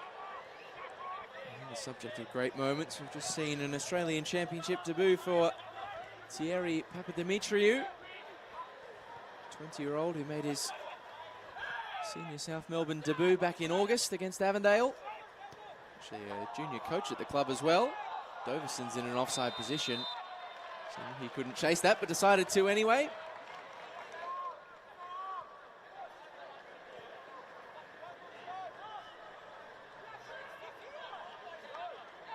I get the sense that Moreton City, having rallied to 3-3 again, may not be content with booking their ticket to the quarterfinals with the result required, but perhaps want to do it with a statement showing.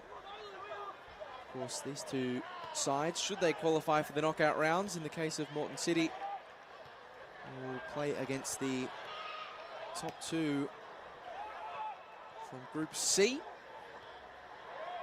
So as things stand, that would set South Melbourne up for a mouth-watering clash with the Preston Lions.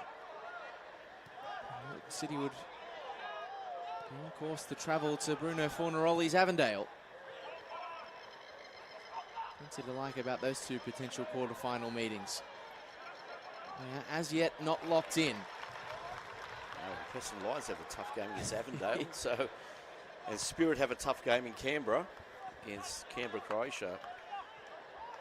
So some great contests there. The Preston just really think need to get a result, and that won't be easy. I know they're confident. They believe that they can beat Avondale.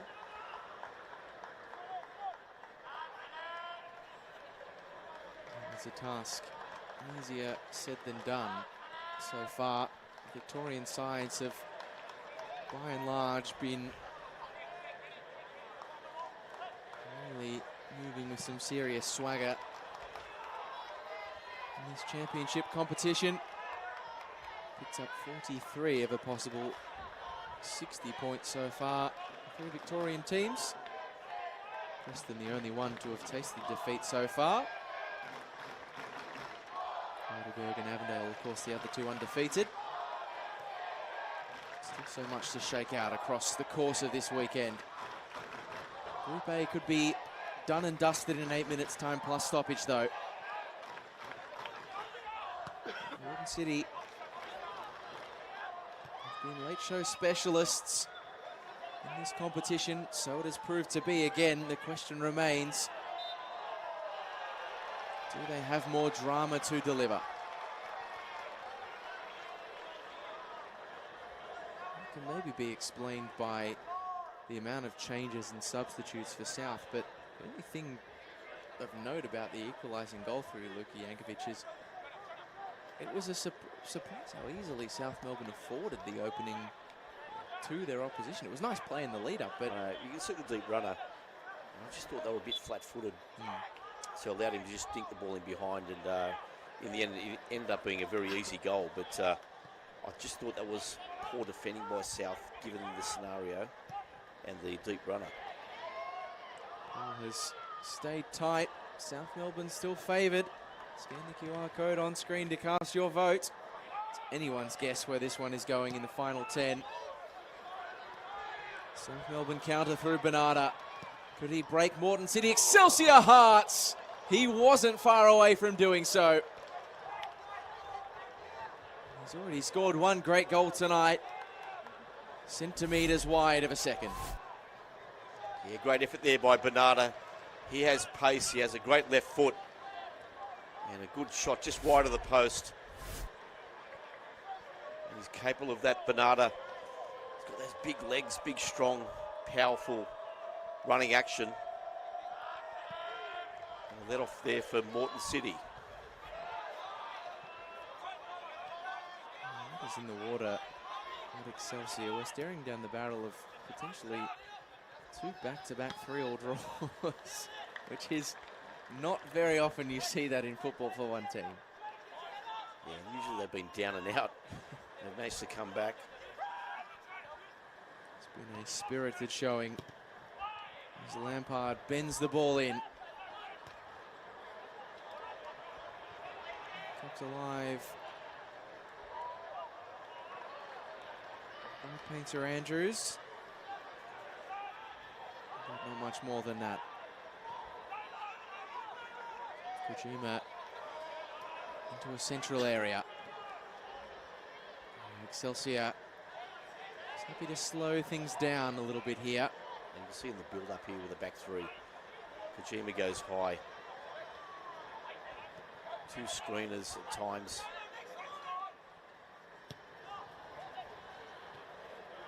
It's a lovely ball through the lines. Anderson is just intercepted at the crucial moment. Fancy that with the time we've got left, we'll get a chunky bit of stoppage. There may be time enough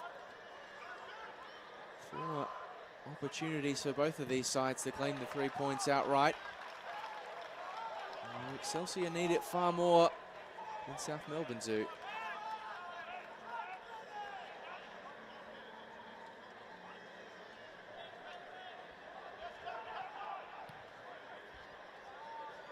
Pick up and under into the night sky. As Perry Park has put on a sensational showing despite the torrid conditions tonight. Good noise in the grandstand, great football on the field. 6 goals and plenty to like, unless you are a supporter of Sydney Olympic.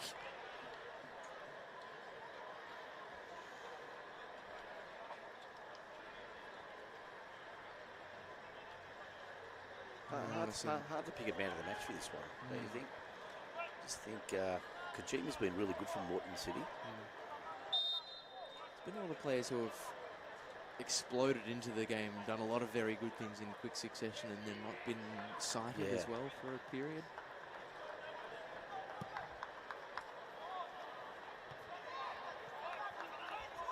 Lampard. It's just overcooked, and Foster will easily gather. I just get the sense that the notion of what's at stake is starting to become a little bit more apparent for Moreton City and the pace of their play. Yeah, they're very conscious of not conceding. There's almost a reticence to go long for fear of turning it over too swiftly. Millard. It's back to Jack McAnally. He does go long. Yankovic will just go straight out.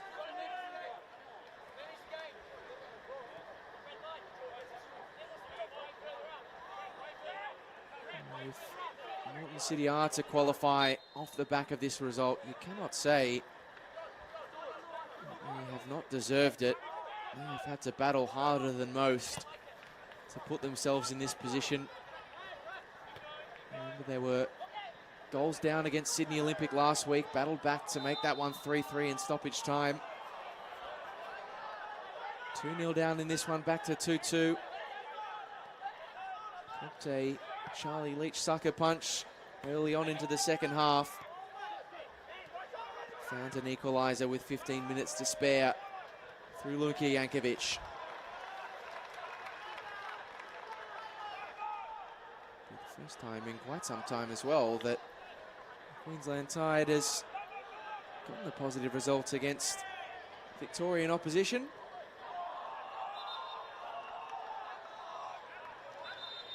3 years since the last time a side from the Sunshine State saw off a Victorian opponent. Peninsula Power knocked off Green Gully in the 2022 Australia Cup. Damon Anderson was on the deck.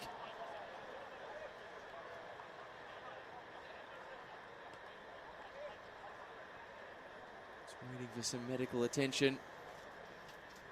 I don't know whether it's been the slippery nature of the conditions or if it's just been unfortunate coincidence, I take. But this has been a match that has had no, has not been lacking in injury enforced stoppage.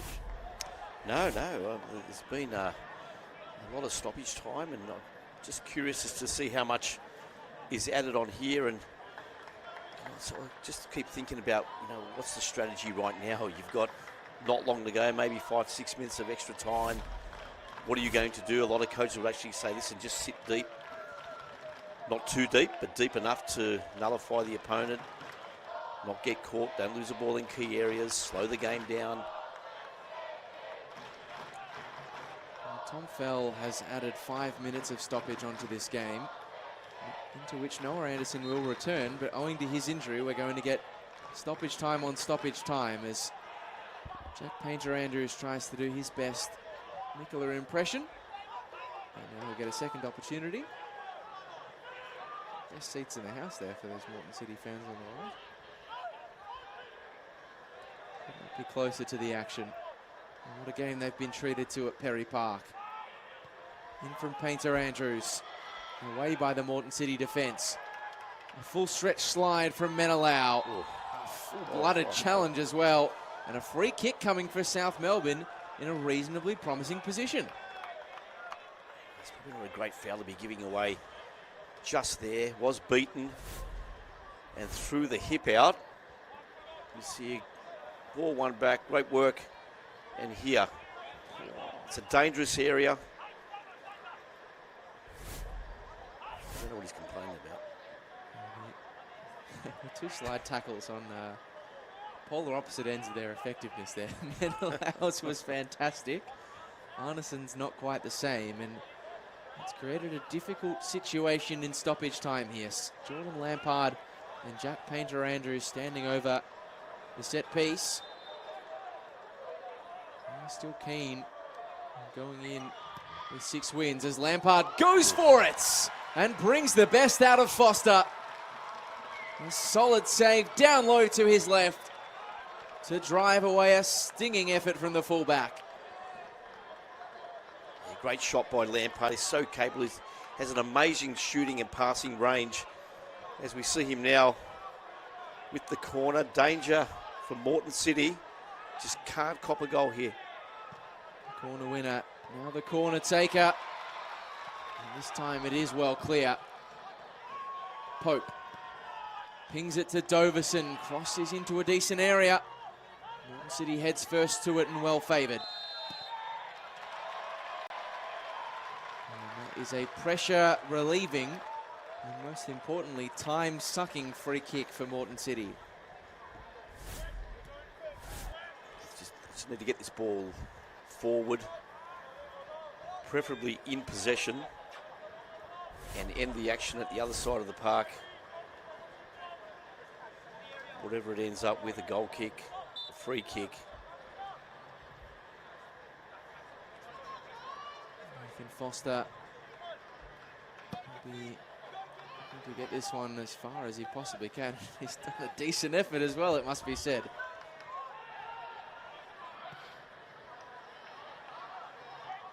Launched up by Kojima. Worked under it, and illegally so. By the South Melbourne defence. There's Luka Jankovic. And seconds ago, South Melbourne had a free kick in a position of some promise and almost in the exact spot on the opposite end of the field. Now Moreton City have got their own. I know what I'd be doing right here now. The ball would not be a shot on goal. It'd be over in that corner flag somewhere. I was going to say, making an acquaintance with the little corner flag. I think this is the debate that's happening between Harry Arneson and Seita Murai right now. I think Arneson has just maybe pulled rank and said, as long as he doesn't say we're going to have a shot. There we go. And they have gone for the corner. Chewing away the seconds. South Melbourne still hoping to win it back. As they are there. Oh, potentially an opportunity here. Murai batted away by Lopez and cleared. One last chance perhaps for South Melbourne to spring the counter. Doverson loses out. Lovely sliding challenge. Moreton City are seconds away from the quarterfinals. Referee's discretion. Probably be another 30 seconds or so. Sydney Olympics hopes rest in the generosity of Zach Keenan and South Melbourne's intent to attack. It's prodded forward. It's not gathered by Foster. Oh. And it's a goal kick. Pope went down in the box. Foster didn't get the ball, got a bit of the man, but not enough in the eyes of Zach Keenan to award a spot kick. And the quarterfinal layout in Group A is hanging by seriously fine margins. I thought there was going to be a penalty there. Pope just got in between the goalkeeper and the last defender. And just not enough contact. The game should be over. Referee's called the physio in. Nathan Foster, his heart would be in his mouth right now. I'm not surprised he needs to take a bit of time to get the physio onto the field, because if I was a keeper in that situation, I'd be having heart palpitations right now. Oh, that's the drama. That's the knife edge of the Australian Championship. And when Sydney Olympic and South Melbourne set such a high bar in game one, you wondered whether it could go on like this. Well, the answer has been, it can. A 3-3 thriller on Friday night to open up the final weekend of the group stage. And will it be a celebratory final weekend for Moreton City? The seconds will tell.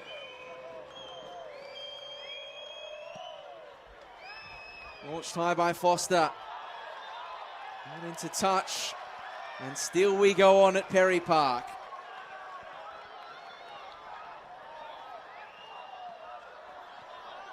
None of a Moreton City shirt are in any rush. Up and under from Kojima. Well, mark it down in your record books. You're looking at your two quarterfinalists in Group A.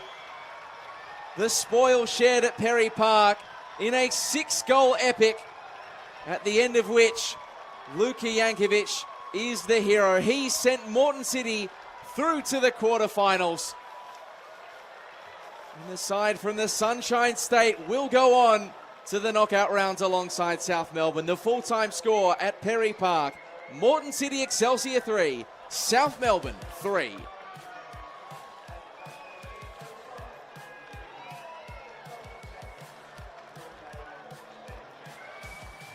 Going into this game, everyone was running the maths, crunching the numbers.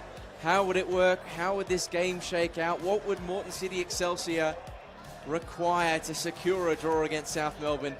We should have known, based on the previous evidence, that they would do it in this fashion. 2-0 down, bringing it back to 2-2, 3-2 down, and then Luka Jankovic making himself a hero in the 75th minute with another late goal to secure A 3-3 draw that will feel like 3 points for Moreton City, Tech Edge. Yeah, definitely. They deserved it, Moreton City. In the end, they got away with a 3-all draw. They did the same last week against Sydney Olympic.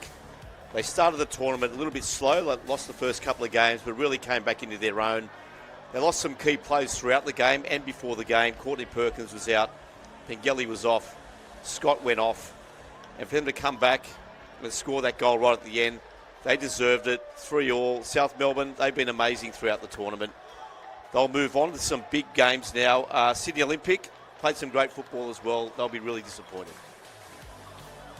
We had to battle through all manner of wrinkles today, Moreton City, Excelsior. They did not get off to the most ideal of starts because when South Melbourne scored the first of 2 in quick succession, ATEC, this one was looking risky.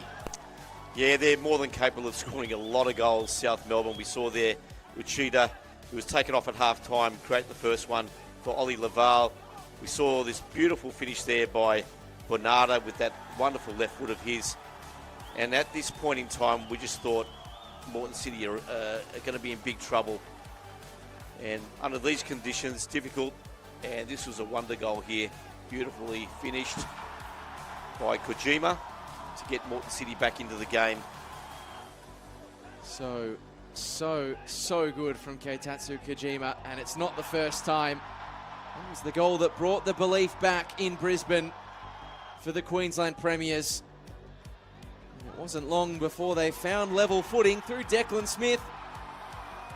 The captain getting the better of Javi Lopez with a couple of rare but crucial moments of defensive fragility for South. After a breakneck start in the first 45, South Melbourne continued again in the second as Charlie Leach came off the bench and went straight onto the score sheet. Yeah, great finish there by Charlie Leach. Great ball by Jordan Lampard with that wonderful left foot of his. And it was during this period in the second half where South really gained the ascendancy, and we just thought they'd just go on with the game there. Sloppy defending, great finish by Leach. And at 3-2, well, we thought they were gone, really, Moreton City. But they showed plenty of character to come back again. Some might have thought it was over at that point. But one thing that you can count is death taxes and late drama from Moreton City Excelsior. Luka Jankovic finding an all-important finish at Perry Park that sends his side through to the final 8. They had to see off a nervy final 15 minutes, but you can't take anything away from the goal they constructed to qualify them. Yeah, beautiful finish by Jankovic. Young guy on the up, fantastic. Just cutting onto his left foot and finished. And the game, maybe the last 10 minutes sort of fizzled out a little bit into a bit of an arm wrestle. There was too much at stake, and what a great game, though. Group A continues to be the neutrals' darling, or it has rather been the neutrals' darling. 34 shots, 18 on target, 6 goals, 33 fouls. More drama and entertainment than you could poke a stick at in this one. Well, I've seen plenty of games where there's been like 4 shots to 2. This one, 18 to 16, has been amazing. So it's been a great game to watch. And like I said, both teams moving on to the quarterfinals. You do not have any hope left. You probably don't have any nails left if you're a Moreton City fan or a Sydney Olympic supporter. And this is how it stacks up as a result of that all-important 8th point. City are locked in alongside South Melbourne, who can't keep their 100% win rate going through to the quarterfinals, but I'm sure they will not be complaining about that. Sydney Olympic and Broadmeadow Magic will come to a close in this competition on Sunday. There is much to be decided in the other groups. Heidelberg United and Marconi Stallions in the top 2 there and on course for the quarterfinals. Plenty still to be decided elsewhere in Group C and D. That deciding process will get started at 1 p.m. Eastern Daylight tomorrow. Super Saturday kicks off between Avondale FC and Preston Lions, while the Wollongong Wolves need a big win if they are to keep their slim chances alive against the Marconi Stallions. And then over on Sunday, it's Group D's turn to deliver the drama. Metro Stars facing Sydney United. They need to win that game and hope that one of West Sarpia or Bayswater can stumble in the 4:30 kickoff. Canberra, Croatia and NWS Spirit will be fancying their chances depending on the result on Saturday. But here at Perry Park, it is a jubilant atmosphere for the boys from Moreton City Excelsior. This fledgling club get another piece of precious history in the early days of their merger. They are going through to the quarterfinals alongside South Melbourne after a 3-all thriller that had everything from myself, Atek Gench and Lockie Flanagan. We hope you've enjoyed the company and the coverage, but it's goodbye for now on a 3-3 thriller in the Australian Championship.